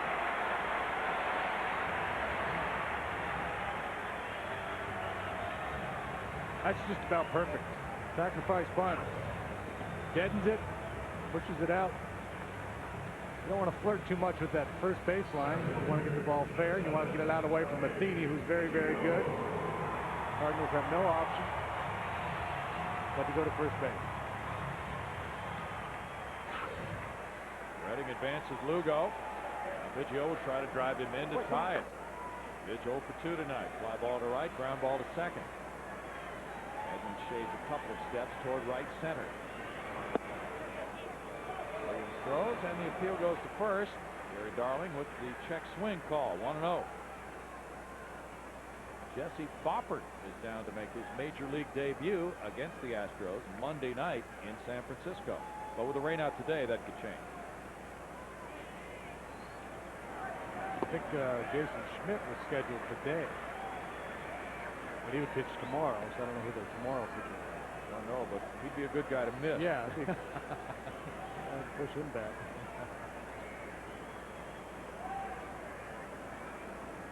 It's supposed to be before the rain out today for the Giants. Schmidt and Moss tomorrow. Okay, then Moss. But they had scheduled Foppert, Ainsworth, and Reeder against the Astros in that 3-game series. That'll probably change. 2 balls and a strike. An outside edge now is kind of, sometimes it is, sometimes it isn't. Ball 4 to Lugo. Strike 1 to Biggio. Jeff Blum's on deck in a 1-0 game in the 5th. Biggio to center. Edmonds. In the 5th inning for the Astros. No runs, no hits. A man left through 5. 1-0 Redbirds.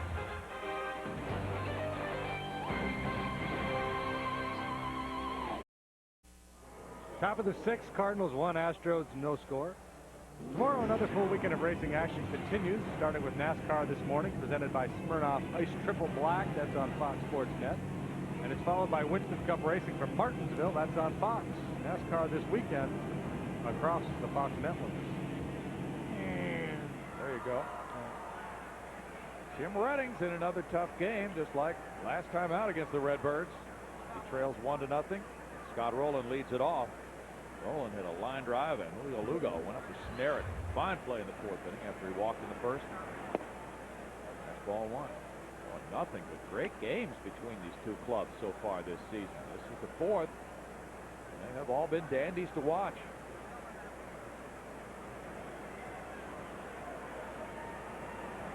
Yeah, you could start them at 9 o'clock and just make it the 7th inning, 0-0, and see how it turns out. We want to repeat the announcement the Astros made earlier tonight that from now on home games on Saturday night, they will start an hour earlier unless it's a network afternoon type game.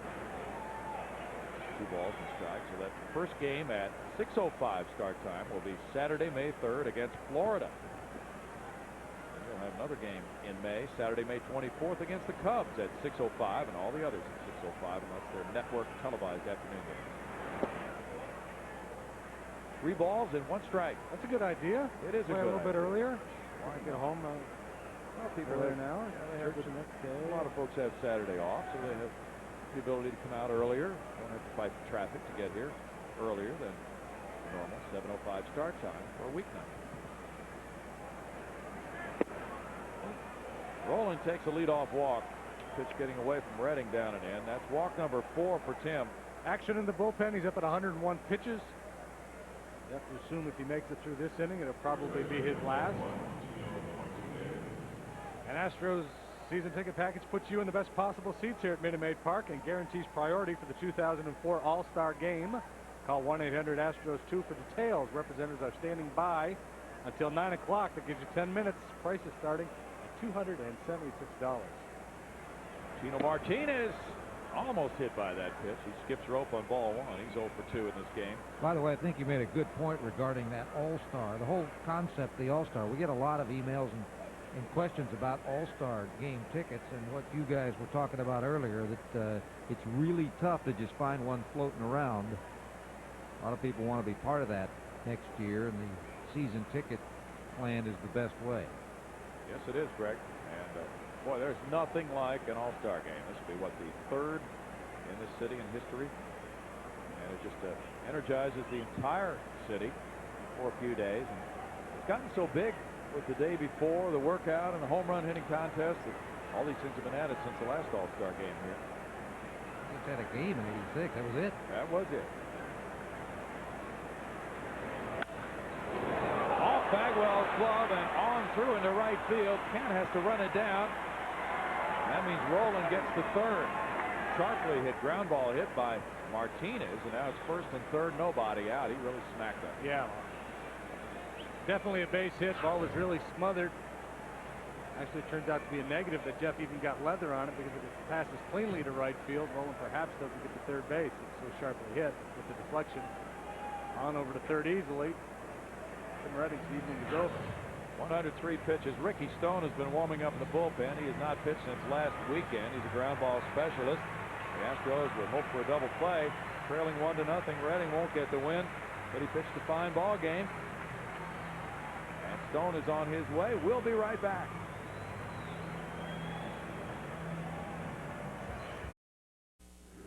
This copyrighted telecast is presented by the authority of the Houston Astros. May not be reproduced or retransmitted in any form without the express written consent of the Houston Astros. Ricky Stone's the pitcher. Edgar Renteria at the plate. Renteria 0 for 2. First and third, nobody out. And that one will hook foul. A long strike one. Ricky Stone last pitched a week ago last night in St. Louis when he got the win. The Astros took it in 12 innings. Those are his numbers for the season, J.D. Yeah, part of that solid Astros bullpen to this point in the season. He's been out there 3 times, 1-0, an ERA of 0 for 3 2/3 innings. Very nice game against Colorado a week ago Wednesday night. 2 scoreless innings. The Astros rallied to win that one 8-7. This bullpen has been phenomenal for the Astros. 1 ball, 1 strike. The lowest bullpen ERA in the National League, 1.93. And the relievers have combined to go 5-1. 4 saves in 4 opportunities. Kent, as the run scores, puts to Lugo, then on to Bagwell. The Astros trade a double play for a run. Cardinals lead 2-0. Run charge to Redding, but Stone gets his specialty. The Astros have 4 innings with which to score left, so they're going to lay back, play for 2, let that second run cross home plate. Perfect double play ball served up there by Ricky Stone. No RBI. The run scoring on a double play. Mike Matheny scored the first run in the 5th inning after a single to right. He's 1 for 2. Strike to Matheny.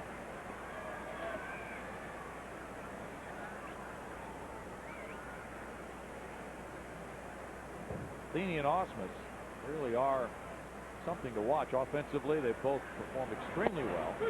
Defensively, they're 2 of the best. Following parallel paths here in the early days. No balls, 2 strikes.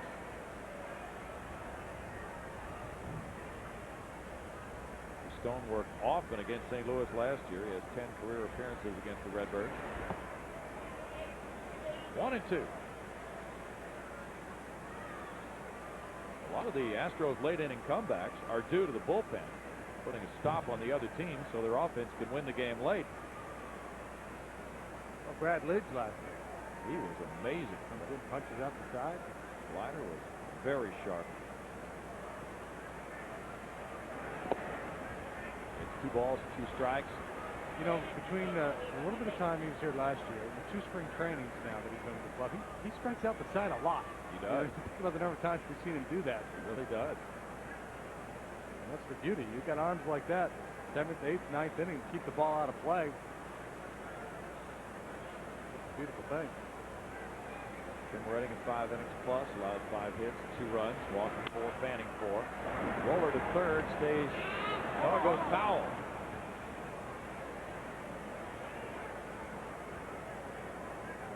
In a way, you have a compliment here in the late innings with Stone and Lidge. Stone is a double play specialist, and you just saw what he can do. He got Renteria to ground into a clean filling. Lidge would be more likely to strike out a hit. So depending on the situation, Jimmy Williams can call on one or the other in the late innings.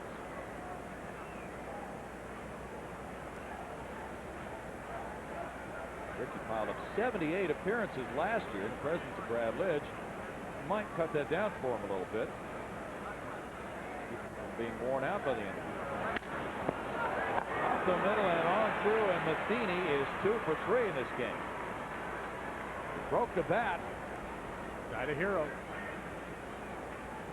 A little splinter out in front of home plate. Now you see that ball up around the letters. That's not Ricky Stone. He does his best work down. Looks like a slider just backed up on him. Slide ball didn't slide.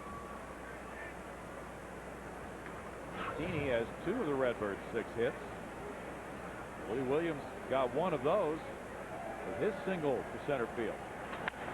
On through to left this time, and Woody is having a big night. He's 2 for 3, pitching a shutout.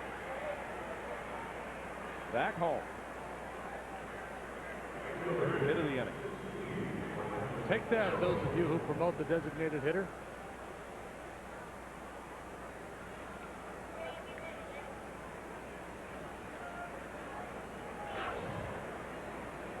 Two-man on for the leadoff man, Palmeiro.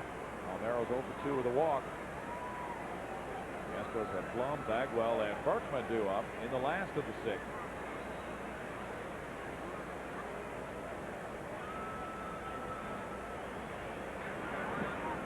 Ball 1 on a good stop by Austin. The Astros really trying to keep this one close for a lot of reasons. They've been able to get that magic in the late innings to come from behind and win. Woody Williams doesn't figure to be in this game all that long. He's been out for 10 days now between starts. And the Cardinal bullpen is not at full strength. 1 ball and strike. We heard that Jason Isringhausen, their injured closer, went back to St. Louis for another exam. He had rotator cuff surgery last October, and the projection was that he would be ready by May. That might not be happening. Might have had a setback, so it may be a while yet before Isringhausen rejoins the Cardinal bullpen corps. We got a little more on that if we have time here after this pitch. Okay, Greg. Up the middle, off Stone's leg. Bagwell gets it, and he dives to the runner and takes it. Palmeiro very upset with the call from first. Well, Gary Darling was out number 3 thanks to the quick reaction of Bagwell. Palmeiro upset, I think, just at his lack of good fortune. He really hit the ball well right off Stone's leg to Baggy. Makes a very heads-up play. And the Cardinals tack on a run to lead 2-0. Welcome back, Cardinals 2, Astros no score, bottom of the 6th. An Astros season ticket package puts you in the best possible seats at Minute Maid Park and guarantees priority for the 2004 All-Star Game. Why am I reading this fast? Because representatives are standing by until 9 o'clock tonight. You call 1-800-ASTROS-2 for information. Better than information, buy some tickets. Yeah. Part of the fun. Williams didn't like his footing on that delivery. There's ball 1. Cardinals lead at 2-0. Jeff Blum's 1 for 2. He got a first inning single inside third base bag. Slices that one back. 1 ball and 1 strike as Woody has this 2-0 lead. There's that number again, 1-800-ASTROS-2. Still get in. And hopefully we'll see you in these seats very soon. The Astros go away for 2 weeks after tomorrow. They'll face Atlanta at the end of the month. That should be a great series to watch.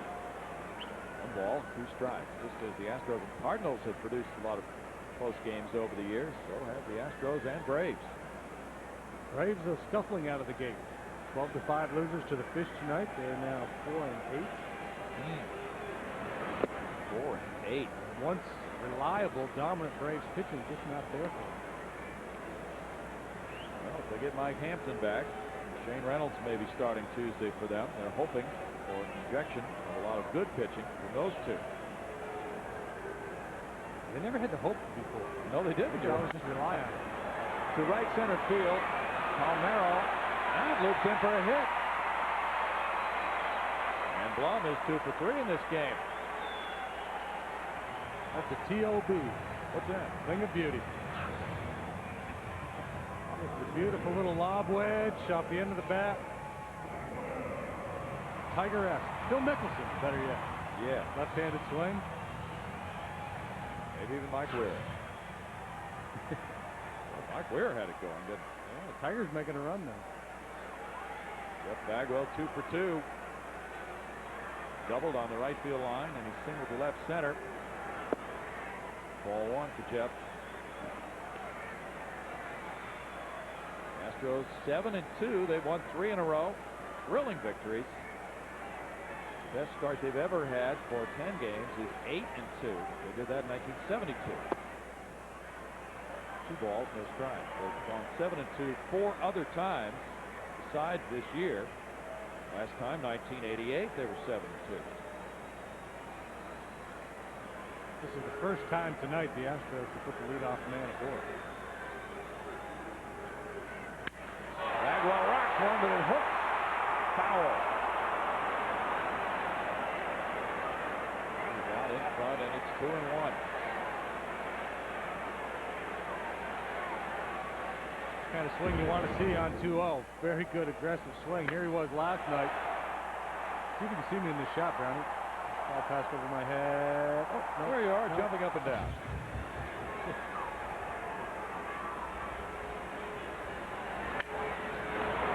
Rolling, goes to second. Delgado throw in time. It was high, but Martinez got back on the bag. And the Cardinals get their 10th double play of the year around the horn. The resourceful Woody Williams. We talk about what a fly ball pitcher he is. Here he gets the ground ball and around the horn double play as Pino gets back to the bag just before Jeff can get there. Woody Williams had 91 pitches. Lance Berkman's 0 for 2. Cardinals threw out Blum at the plate on Berkman's grounder in the first inning. And Lance fly to center in the fourth. Ball 1 moves him back. Kent on deck. The Astros had some bullpen action going. Lefty Bruce Chen is working.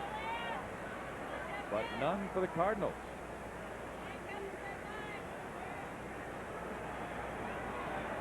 Woody Williams doing what he did in his first start of the year. There's a hit. And Berkman's aboard. He finds a hole between the second baseman and shortstop, bringing up Kent.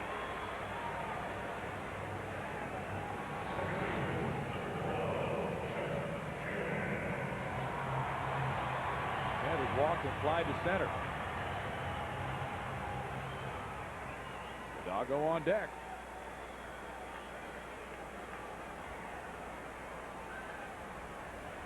Montreal leads the Mets 5-4, bottom of the 8th inning.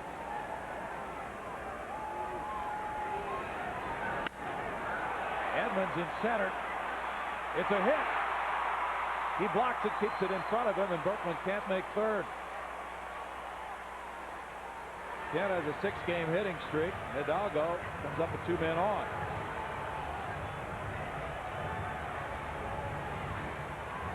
Smart play there by Edmonds not to leave his feet to try to make a circus catch on this sinking line drive. With all that acreage behind him, if this gets by him, Berkman scores, and Kent might even have a shot at it.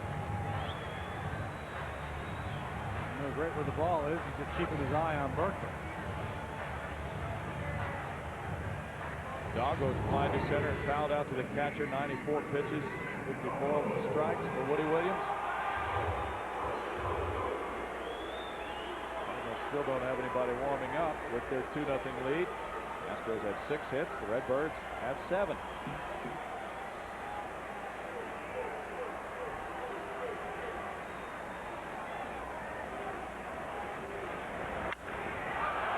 Edmonds in center.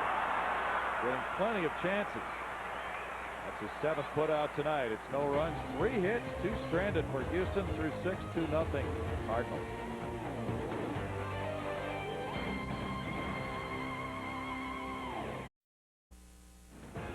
Houston Astros baseball on Fox Sports Net is being brought to you by Lowe's Home Improvement Warehouse and by Southwest Airlines.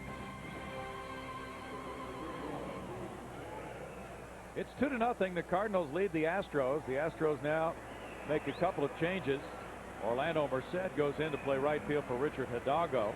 He's batting in the number 9 spot in the order, we think. We'll wait for the announcement on that. And the new pitcher is Bruce Chen. Richard Hidalgo leaving after an 0-for-3 evening. Bruce, like Ricky Stone, has not pitched in a while. Those are his numbers for the first 3 games, J.D. Two's been out there 3 times. High ERA of 9.82. Not really going his way so far here in the early going. First pitch is ball 1 to Wilson Delgado. Delgado 0-for-3. Merced does bat 9th in the double switch. Chen in the number 6 spot. 1 ball, 1 strike. Chen in his last outing last Saturday in St. Louis worked 2/3 of an inning against the Cardinals. The Astros trailed 1-0 in the 8th. He didn't give up a hit or a run. It's 1 ball, 2 strikes. The Astros will have Merced do a 3rd in the bottom of this inning with the double switch behind Osmus and Lugo. Cardinals are warming up a right-hander. Looping line drive drops in front of Lance Berkman. Now Delgado opens the 7th with a hit. Jim Edmonds will be next.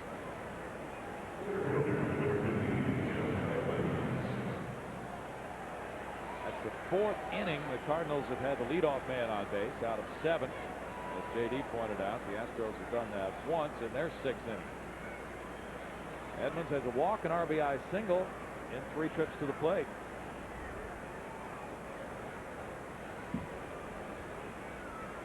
Ricky Stone in 1 inning allowed 2 hits, no runs, with no walks or strikeouts. Big double play. Blum over for the foul pop. And he can't get there. The wind appeared to take that ball a little bit deeper. Wind looks like it's blowing a little bit harder now than it was earlier in the ball game. Yes. Ricky Stone came out of the game with a bruised middle toe on the right foot. And a sharp grounder hit by Palmeiro for the last out on the top of the 6th. Bagwell feeling it and making the tag.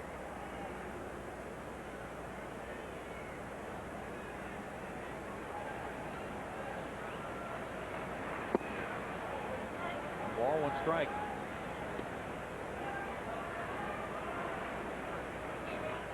Chen hoping he can find a home with this ball club. He's really been bouncing around the last few seasons.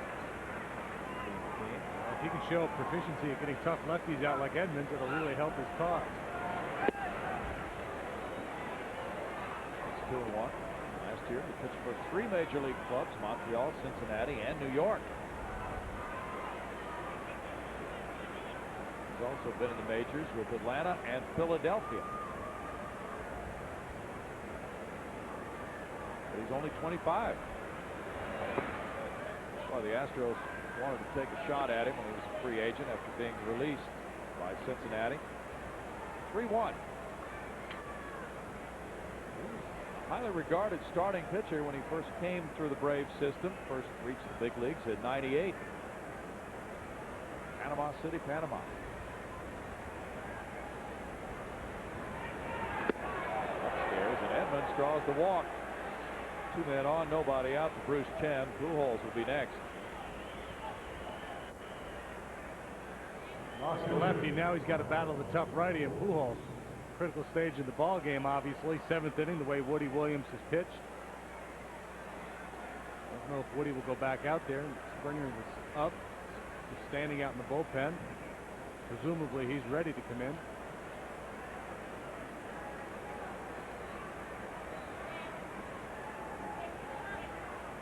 Pujols has a hit in 3 tries.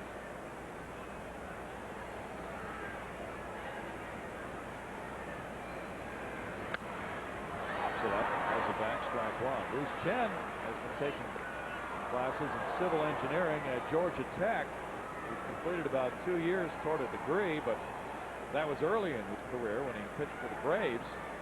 And then when he moved on to the Phillies in 2000, and then those other teams we talked about. He was not able to continue that work toward his degree, but he would like to finish it. And drive goes foul. A ball, 2 strikes. Speaking of civil engineering, then Bruce Chen. Perhaps you would ask Chen, Panama. Right, Panama Canal. His grandfather, I believe, would be the guy. His family's grandparents moved to Panama from China to work on the Panama Canal. Really? That's interesting.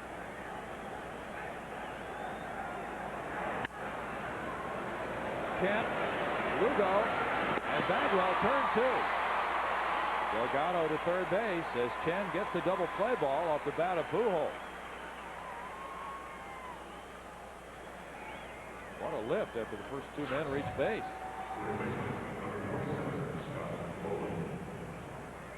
Mintz puts a little heat on Lugo, but he manages to make the turn. Pujols does not run well. An easy out at first base. Now the intentional walk is ordered to Rowland, so the lefty hitting Martinez will be next. Astros keep percentages their way. Martinez is 1 for 3 tonight. He'll have a shot. Now Bruce Chen was talking with Brad Lidge about completing that degree. Bruce would love to finish up that 4-year program, but he's just not sure now how he'll be able to do that. Brad Lidge has 9 credits remaining at Notre Dame. He'd like to nail down to get his degree as well. It's kind of tough for these guys to fit that in the off season because the season goes until October. By then the semester's already started. The next one usually starts what? January. They're about to go to spring training. Yeah, and once you start making that major league paycheck, the motivation isn't quite as great. Well, Brad said he would like to do it, but Notre Dame requires him to physically be on campus for the remaining 9 hours. And he was doing some by computer courses, but he's just not going to be able to work that out physically. Be present for that remaining semester, he doesn't think. We're hooting with a little chat here on Tino Martinez at bat coming up. With a refresher course, perhaps, on how to get out Tino. 101. Bruce Chen pitched twice in that Colorado series. Left-handed hitter Larry Walker had an RBI triple off him, and Todd Helton a double in his first outing, but he did much better against those 2 second time around in that series. Talk about the great success the Astros pen has had and all the late inning rallies and late game wins for the Astros. It's situations like this preventing the other club from playing add-on. You're right. That's a good pitch for strike 1. That's what makes it possible. Now the bullpen comes in. 2-0 deficit, and it swells to 5-0 or 6-0. That makes the offense's job much more difficult in the late innings.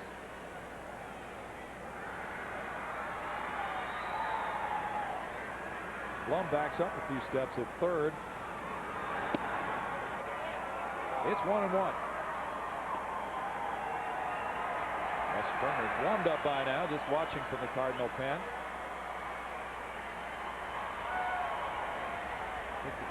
A left-handed pitcher like Chen, if he can command the outside corner down and away to the left-handed hitter with his fastball, that'd be his best weapon. That pitch right there. Yeah. Not a whole lot that left-handed hitter can do with it. He just fouled it. Sometimes that's an achievement. Well, you face, as a lefty, you face so many right-handed hitters, you can make that pitch away to the right-hander quite easily for most guys. But for the left-handed hitter to drive it to that outside corner is a little bit tougher, so some guys try to go out there more with their breaking ball, but that pitch stays in the hitting zone a little longer. Oh, yeah. Caught him looking, and that's a strikeout to end it here in the 7th inning. Double play ball and a strikeout for Bruce Chen. No runs a hit, 2 men stranded at 7th inning stretch time. The fans want to see the Astros come from behind again. It's St. Louis 2, Houston nothing at the 7th inning stretch on a gorgeous night here at Minute Maid Park. It's time now for our Grab Life by the Horns feature. We asked Lance Berkman who was his childhood idol. Baseball-wise, Don Mattingly was my baseball hero because He was a left-handed hitter. He played first base. He played hard. He was a guy that hit for high average, and he had power. I mean, he was just about everything that I aspired to be as a ball player. And I collected his baseball cards and stuff, and he was the guy I followed. Grab Life by the Horns is brought to you by Dodge, where we grab life by the horns every day. These folks are grabbing a little life. Tonight it's a 2-0. They'd like to see a little more life from the Astros offense.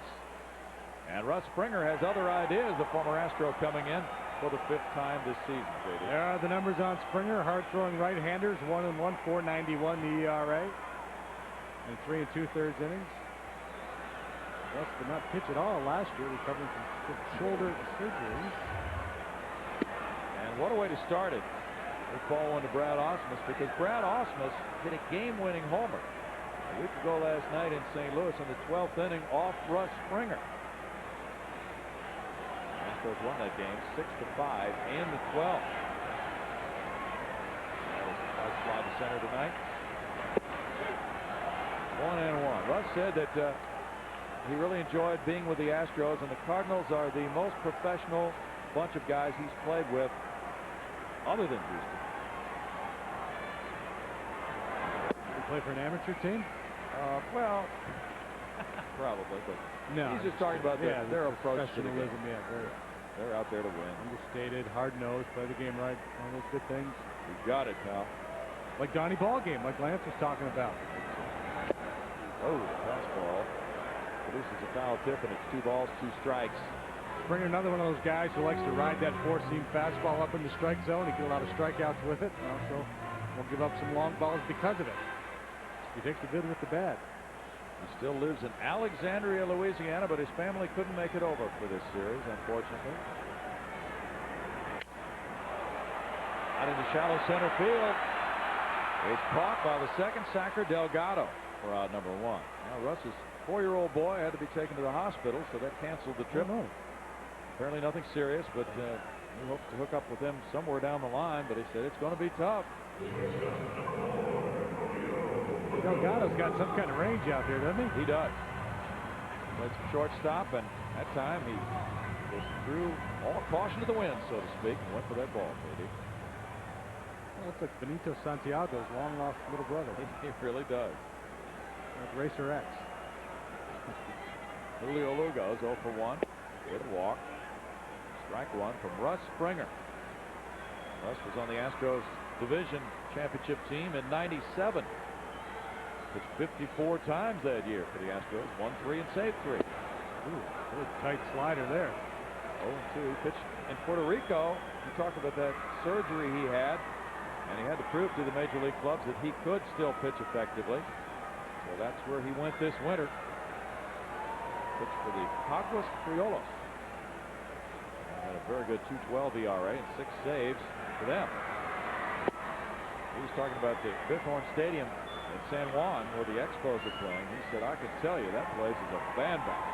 There ought to be plenty of offense there. There was last night for one team, the Montreal Expos. Montreal winning tonight 5-4. Mets batting top of the 9th. 2 balls, 2 strikes for Russ Springer.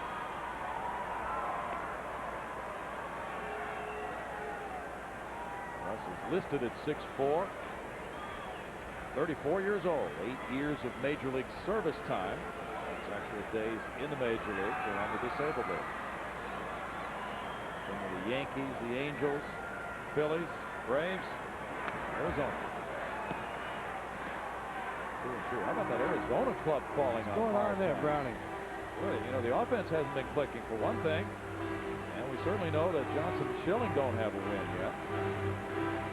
Really got hammered last night, huh? He really did. He gave up 10 earned runs in that game last night. And, coming into today, the big unit had allowed more runs than the Kansas City Royals pitching staff. Liner, and that's caught by Delgado. 2 down. Now our Gatorade game summary will get you caught up if you're joining us late. Cardinals got a 5th inning run. That was on a single by Edmonds. And they just scored in the 6th again. That was on a double play ball. And they've left 10 men on base while the Astros have stranded 6. Woody Williams gave up just a few hits, 6 hits in 6 innings.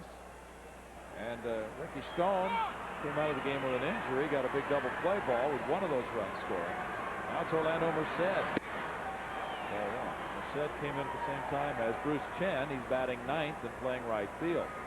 250 for Orlando, 1 RBI. He's pinch hit in all but 1 game. So he's been in 9 of the 10 games so far with his appearance here.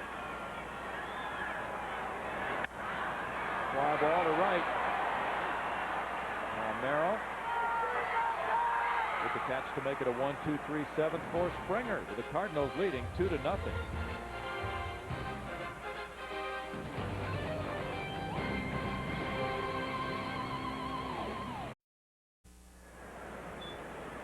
there's the train still waiting to roll tonight, but the Astros haven't scored. It's 2-0 Cardinals. Edgar Renteria looks at ball 1. Renteria is 0 for 3 in this game. Bruce Chen came in and got out of trouble in the 7th inning. He allowed a hit and 2 walks, one of them intentional. Got a double play ball and a strikeout. Keep it at 2-0. Matheny on deck. And 2 balls, no strikes. Well, Springer due to bat 3rd. Cardinals do not currently have anybody working in their bullpen.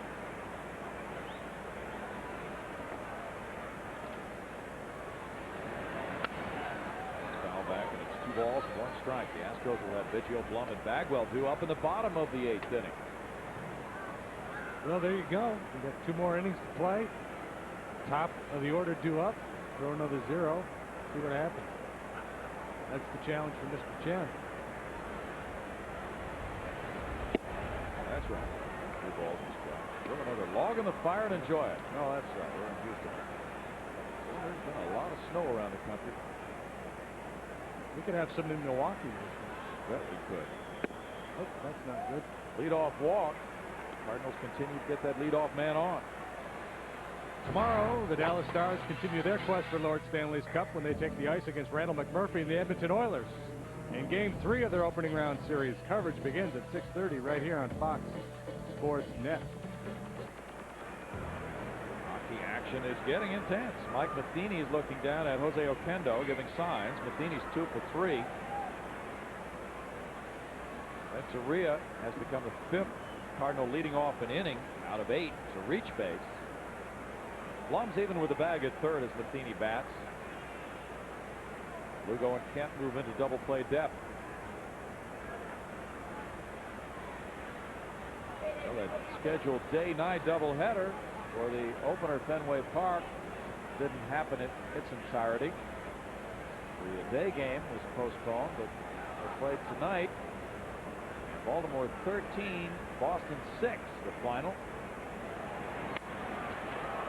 Berkman back in left field for the catch, 1 down. Now the pitcher spot, Russ Springer has a bat going over to confer with his third base coach, Jose Oquendo. Woody Williams did quite a number with the bat, 2 for 3 tonight. As advertised, eh? Yes, he can hit. Hey, how about Jeff Maggard? First ever lead going into the final round of the major. Well, a lot of people around here are pulling for him. Yeah. Go Jeff. Springer watches as the throw goes to first. I'm trying to remember if Spring could swing the bat or not. I mean, there's so few at bats. Yeah. As a reliever, I don't like watching. No? We'll see if we can get a stat on it. He wants a foul. Jabbed at that one. I'm going to say no. Yeah, it's looking like no would be the appropriate response. That was a hair late. Most relievers, when they get in that bat, they don't even end up trying to find somebody's helmet, borrow a bat from somebody. They never have any batting gloves. It's like, They're like orphans. yeah. You want me to do what? Career average 0-80. I can relate. 2 hits, 25 at bats. 3 sacrifices though. This one is pushing pretty well. Chen gets to it, has no play at second. And Springer gets career sacrifice bunt number 4. Perfectly executed. It was. The Cardinals have a runner in scoring position for Orlando Palmeiro now. Palmeiro walked to lead off the game. He's 0 for 3 since then. He hit that shot off the foot of Ricky Stone in the 6th inning.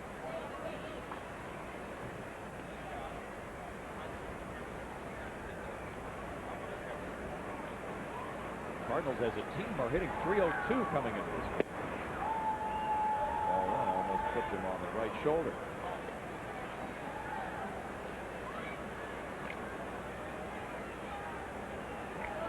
Jason Simon-Tachi will do the pitching for St. Louis tomorrow against Roy Oswalt. Cardinals dodged Oswalt last Sunday by postponing the game. Hit by the pitch. Palmeiro reaches for Delgado now.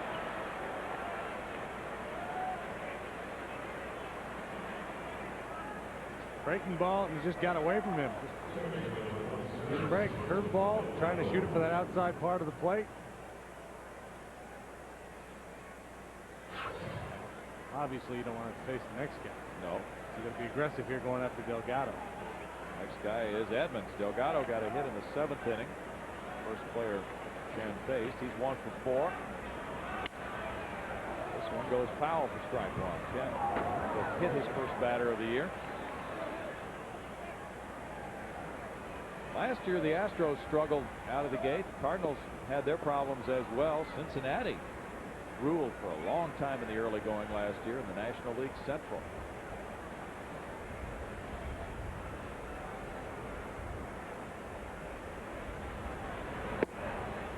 Ooh, that's going to strike quite often this evening. Ball one strike. Mike Cubbage Brownie collapsed on the field tonight in that game. A diabetic seizure. Was treated with intravenous fluids and is doing well. Oh boy. Yeah, scared, but too little sugar, too much insulin in his blood, and responded well to the intravenous. Foul back. Well, when Mike was here, his good friend, we wish him well. He really had to take those precautions about eating at certain intervals. And, you know, you get these long games sometimes. He's been at the ballpark all day. They had a day game scheduled before the night game. Hard to regulate the intake sometimes.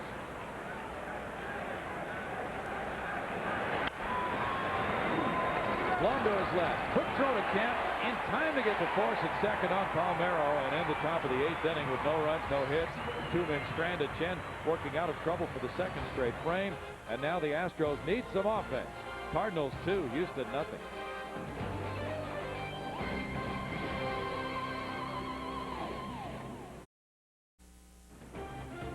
Houston Astros baseball on Fox Sports Net is being brought to you by Southwest Airlines, by Miller Lite, by your Texas Ford dealers, by Minute Maid, by Pennzoil, and by Budweiser. Another dandy game. Russ Springer, trying to protect a 2-0 St. Louis lead, faces his former mates here in the bottom of the 8th inning. Biggio, Blum, and Bagwell due up against Springer.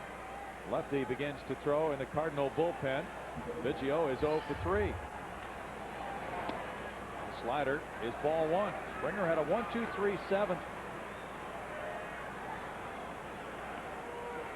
Cardinals got a shutout when Woody Williams pitched the last time, April 2nd, against Milwaukee. That hangs in left center. Edmonds and Pujols headed in that direction. Pujols handles out number 1. 92-mile-per-hour fastball, and Russ threw that pitch a lot when he was with the Astros in the Dome. Easy fly ball out. Yep, that's kind of like Woody. Riding fastball, a lot of lazy fly balls off of it. Pedro Martinez got lit up tonight. He was the loser as Baltimore beat Boston 13-6. Pedro joins the crowd of aces who are getting clobbered in the early going. He allowed 10 earned runs in 4 innings. Blum's 2 for 3. There's ball 1. Well, somebody will do some digging and come up with an interesting story on that. I mean, last time Randy Johnson and Pedro each gave up a 10 spot in the same week. That's right. Got to be kidding. Like never. Maddox Popped up on the infield. And Soria 2 down. Russ Springer set down 5 in a row. On the next Beyond the Glory, Vinny Testaverde won college football's greatest award, but left school on a sour note. He struggled to live up to high expectations in the NFL before finding success late in his career. Vinny Testaverde, Beyond the Glory, Sunday at 11 right here on Fox Sports Net. That's 11 p.m. As Well, Springer versus Jeff Bagwell. Bags 2 for 3 tonight. Maddox, he got charged with 10, I think. I think he did. Now Randy Johnson, and now Pedro. And that is, that's a trifecta you would not expect the 10 earnings in any season. There was a time when you wouldn't leave your ace out there to take that kind of a beating. You wouldn't allow that kind of a punishment. Why are they doing it this year? I don't know. Friendly probably does it because he's afraid Johnson will snap his neck if he goes out there to pull it. Well, remember a couple starts ago, he got very upset because Friendly Yeah, but, and perhaps, maybe, just maybe, part of the reason why he left him out there to take some abuse was, all right, big fella, you want to pitch? Well, he can't pitch upstairs the way he was last night. Not consistently out over the plate. Milwaukee just hammered.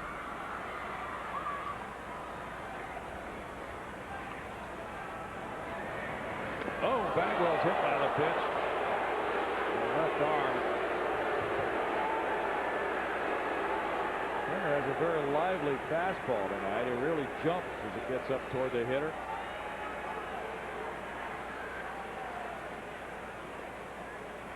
His first hit batsman. Over on that elbow, huh?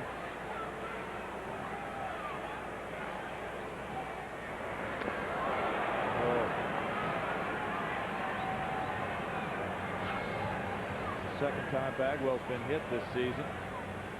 Tony La Russa coming out because now the potential tying run is at the plate in Lance Berkman. So Springer leaves. He had retired 5 in a row. But they're warming up the lefty, and they want to turn Berkman around to bat right-handed. And that's the move of La Russa with the Cardinals leading 2-0. We'll be right back.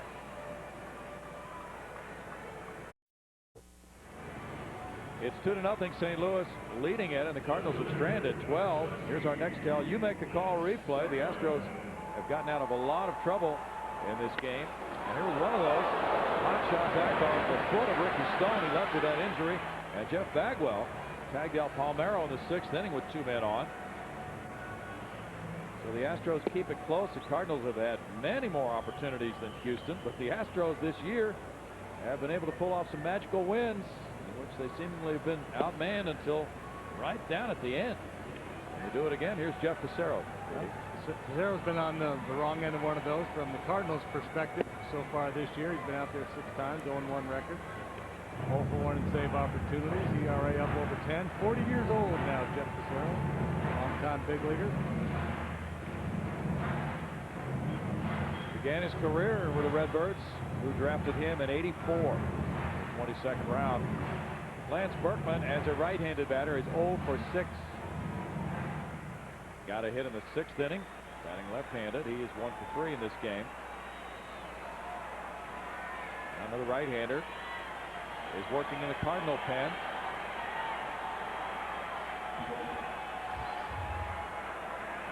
Justin Hermanson. Strike 1. Really? Yeah. I was almost in the dirt when Matheny caught. 7 pitches on Wednesday for Fassero, going very well against the Rockies, an inning and a third.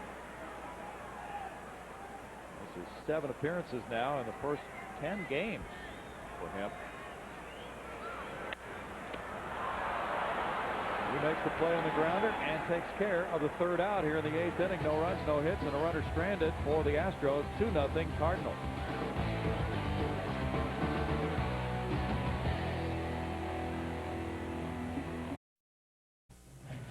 Now our Pennzoil protection play comes your way tonight. And we'll show you that Tim Redding's on the mound. Here's Tino Martinez. Bases loaded, 1st inning. Toward the line, Richard Hidalgo with a sliding catch. Saves some runs. Pennzoil, we were driving protection. Astros right fielder was in protection against runs scored in the Cardinal first, but they lead it 2-0. And now it's Brad Lidge coming in as pitcher number 4 to work the 9th inning with Edmonds, Pujols, and Roland due up, Katie. 7 scoreless innings so far for Lidge this year. He's been out there 5 times. He's got a win. He's got a save. Came in last night, punched out the side. He was phenomenal with that slider last night and the fastball to set it up. Didn't walk anybody in that game. Edmonds has an RBI single, 2 walks. Lidge struck out Cairo, Renteria, and Edmonds in order in the 8th inning. Ball 1 for Brad. The Astros in the bottom of the 9th have Kent due to lead it off. Then Lidge is in the number 6 spot. He'll be leaving for a pinch hitter.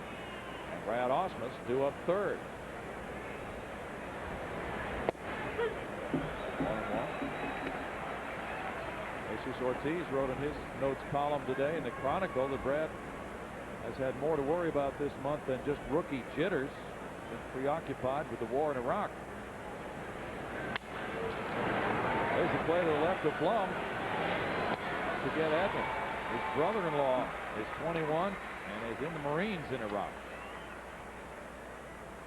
And also his best friend and best man at his wedding is in Kuwait. Two-seam fastball, knee-high, outside corner. Not much Edmonds can do with that. Poke it on the ground the other way. Now it's Albert Pujols. Pujols 1 for 4.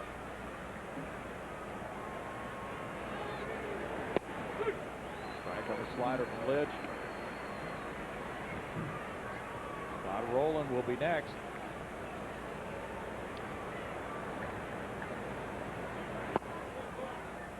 One ball, 1 strike. Lidge had never appeared in back-to-back games until this season. Been primarily a starting pitcher. And someday, wouldn't mind going back to that. 1-2. Right now, he's just absorbing a lot of knowledge from the likes of Billy Wagner, Octavio Dotel, and his other buddies in the bullpen to learn how to do this job. The Astros' first-round draft choice in '98.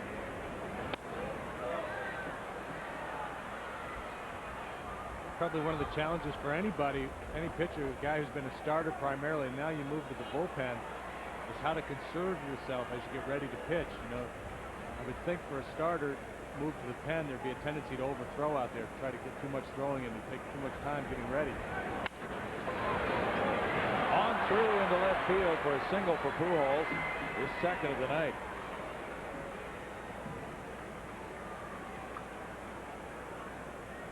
Scott Rowland will follow. Pujols found that hole between Blum and Lugo on a 1-2 count. Rowland has walked 3 times and lined hard to short. Lidge had a hard time getting here to the big leagues because of injuries. Surgery in 2000, more surgery in 2001. Knee surgery over the winter this past year. He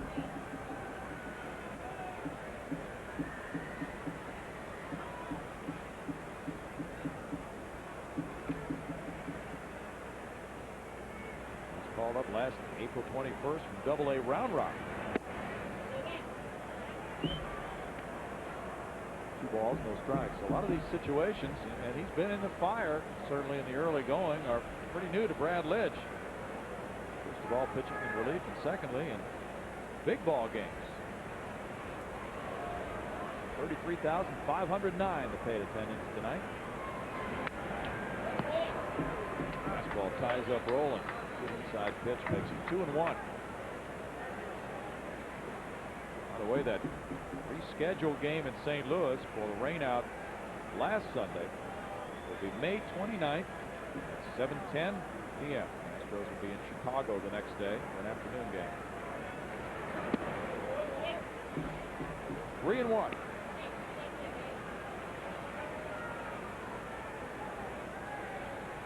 Batting average against Brad Lidge coming into this game, .091.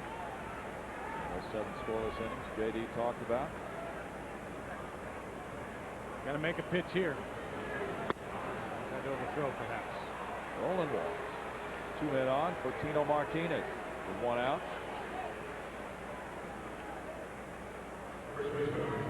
Yeah, remember the story last April when he was called up from Round Rock. It happened very quickly.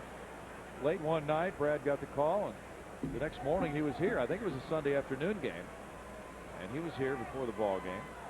And his teammate Jason Alfaro with the Round Rock Express called him that morning on his cell phone and said, "Hey, where are you? You're late to the ballpark." He said, "No, I'm at the park. I'm in Houston."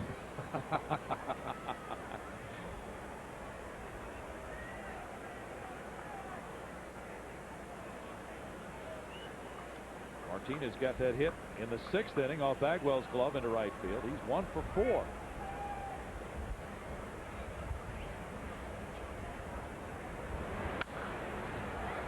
Foul ball. Blum and Ausmus giving chase. Out of play. Strike one to Tino Martinez with Renteria on deck. Cardinals are trying to get back to 500. They're on a 9-game road trip. Tony La Russa would never admit to it, I'm sure, but the Cardinals probably just looking to tread some water here for a while. Yeah. Trying to get everybody healthy, get all the pieces back in place. Fly ball deep to right field. Merced at the track. The runner's tagging. He has it. Gets it back in on out number 2. And the ballpark holds it with Pujols taking 3rd. Wind may have held that ball up. Martinez seemed to hit it very well. Looks like I had a chance. Gets under it a little bit. Doesn't quite center it.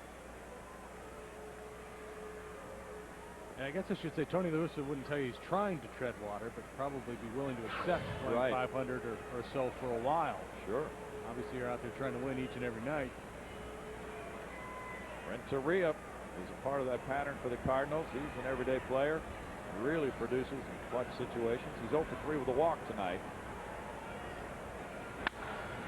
Line drive will land as an RBI single in front of Orlando Merced, and the Cardinals lead grows to 3-0. Renteria smacks it for RBI number 7 of the year.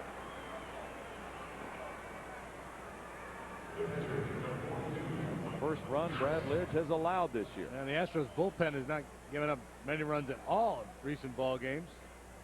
All year long, for that matter. Little inside-out swing by Renteria.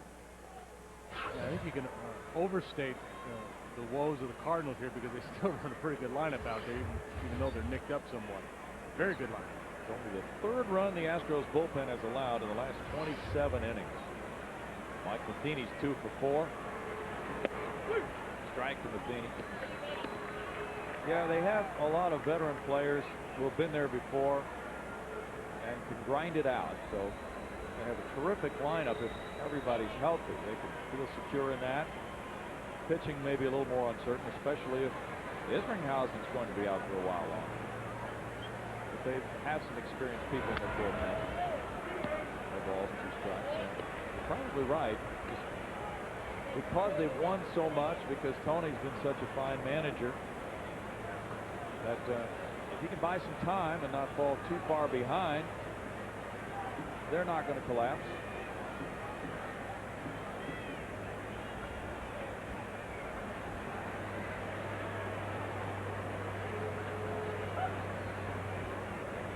Funny approach, huh? Play Really.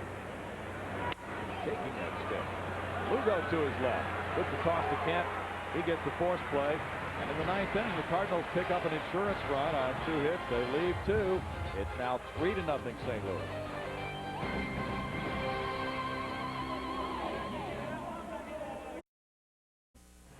It's St. Louis 3, Houston 0. The Cardinals have stranded 14. The Astros still have a chance, even though that 9th inning run for St. Louis makes things look a lot better for Dustin Hermanson, who has the same situation here, JD. He's had one this year. He failed to convert it. Been out there 3 times overall. 2.70 the ERA, 3 1/3 innings. Hermanson, primarily a starter in his career, but he's pitched in both roles from time to time. Actually had a short stint as a closer for Montreal back in 2000. Had 4 saves, but blew 3. 62 and 62 lifetime record. He's a guy who pitched 216 innings back in '99, and he's come close on 3 other occasions to the 200 inning mark. And Hermanson will be facing the Astros for the 2nd time. He came in that 2-1 Astros win in St. Louis last weekend on Saturday and worked 1/3 of an inning. The game was tied 1-1 in the 9th inning with 2 men on base. Brad Ausmus got the game-winning RBI single off him. The Astros have 4 wins in their final at bat, tied for the league lead with Cincinnati. Jeff Kent did it last night with a 2-run homer.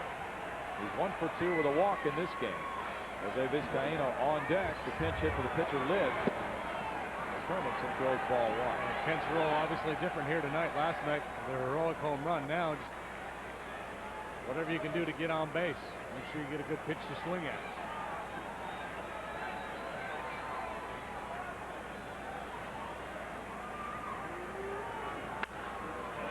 Grounder is backhanded, and Rowland makes the long throw to get it.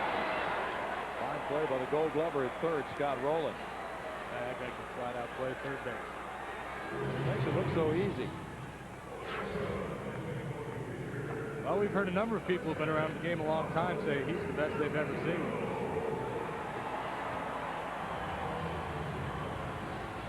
Long throw across the diamond. Jose Vizcaino is the pinch hitter for Brad Lidge. Jose is 1 for 5 on this homestand, a .240 career pinch hitter with 14 runs batted in. Strike 1 to Jose. Brad Lidge in 1 inning, 2 hits, 1 run with 1 walk and no strikeouts. Russ Springer went an inning at 2/3. Didn't give up a hit or a run for the Cardinals. Jeff Becerra 1/3 of an inning, retiring the only man he faced. 1 ball, 1 strike, and now Hermanson tries to close it out and give Woody Williams win number 2. And Woody has an ERA of 0 for his first 2 starts. Astros have had 5 singles and a double tonight. Broken bat. Edmonds hustling in center field. 2 down. That's about his 9th put out tonight. He's been very busy. Yes.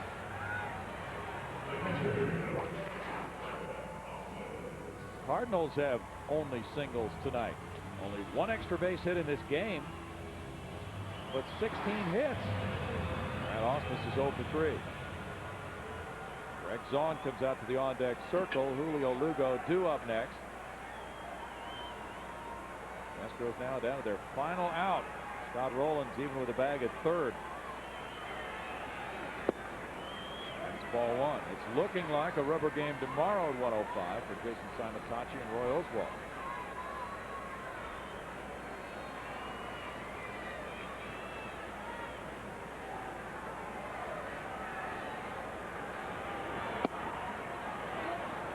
The count for 30-year-old Dustin Hermanson, who was a first-round pick by the Padres at 94.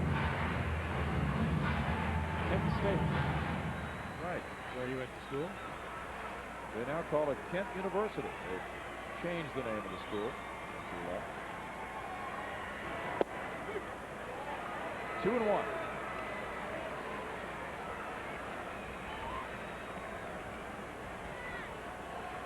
Came in a trade in 2000 from Montreal along with Steve Klein for Fernando Tatis and Britt Reams.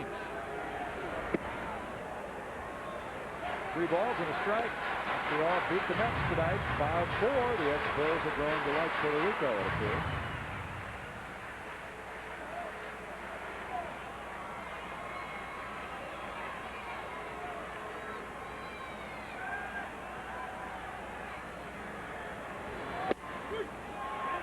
Makes it 3 balls, 2 strikes to Brad Ausmus. Astros trying to avoid being shut out for the first time this year.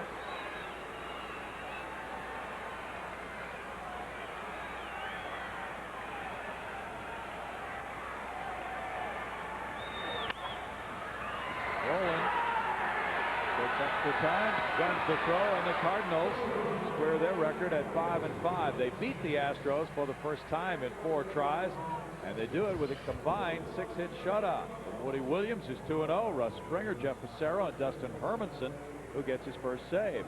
Once again, it's St. Louis 3 and Houston nothing. We'll be back with more from the ballpark in just a moment.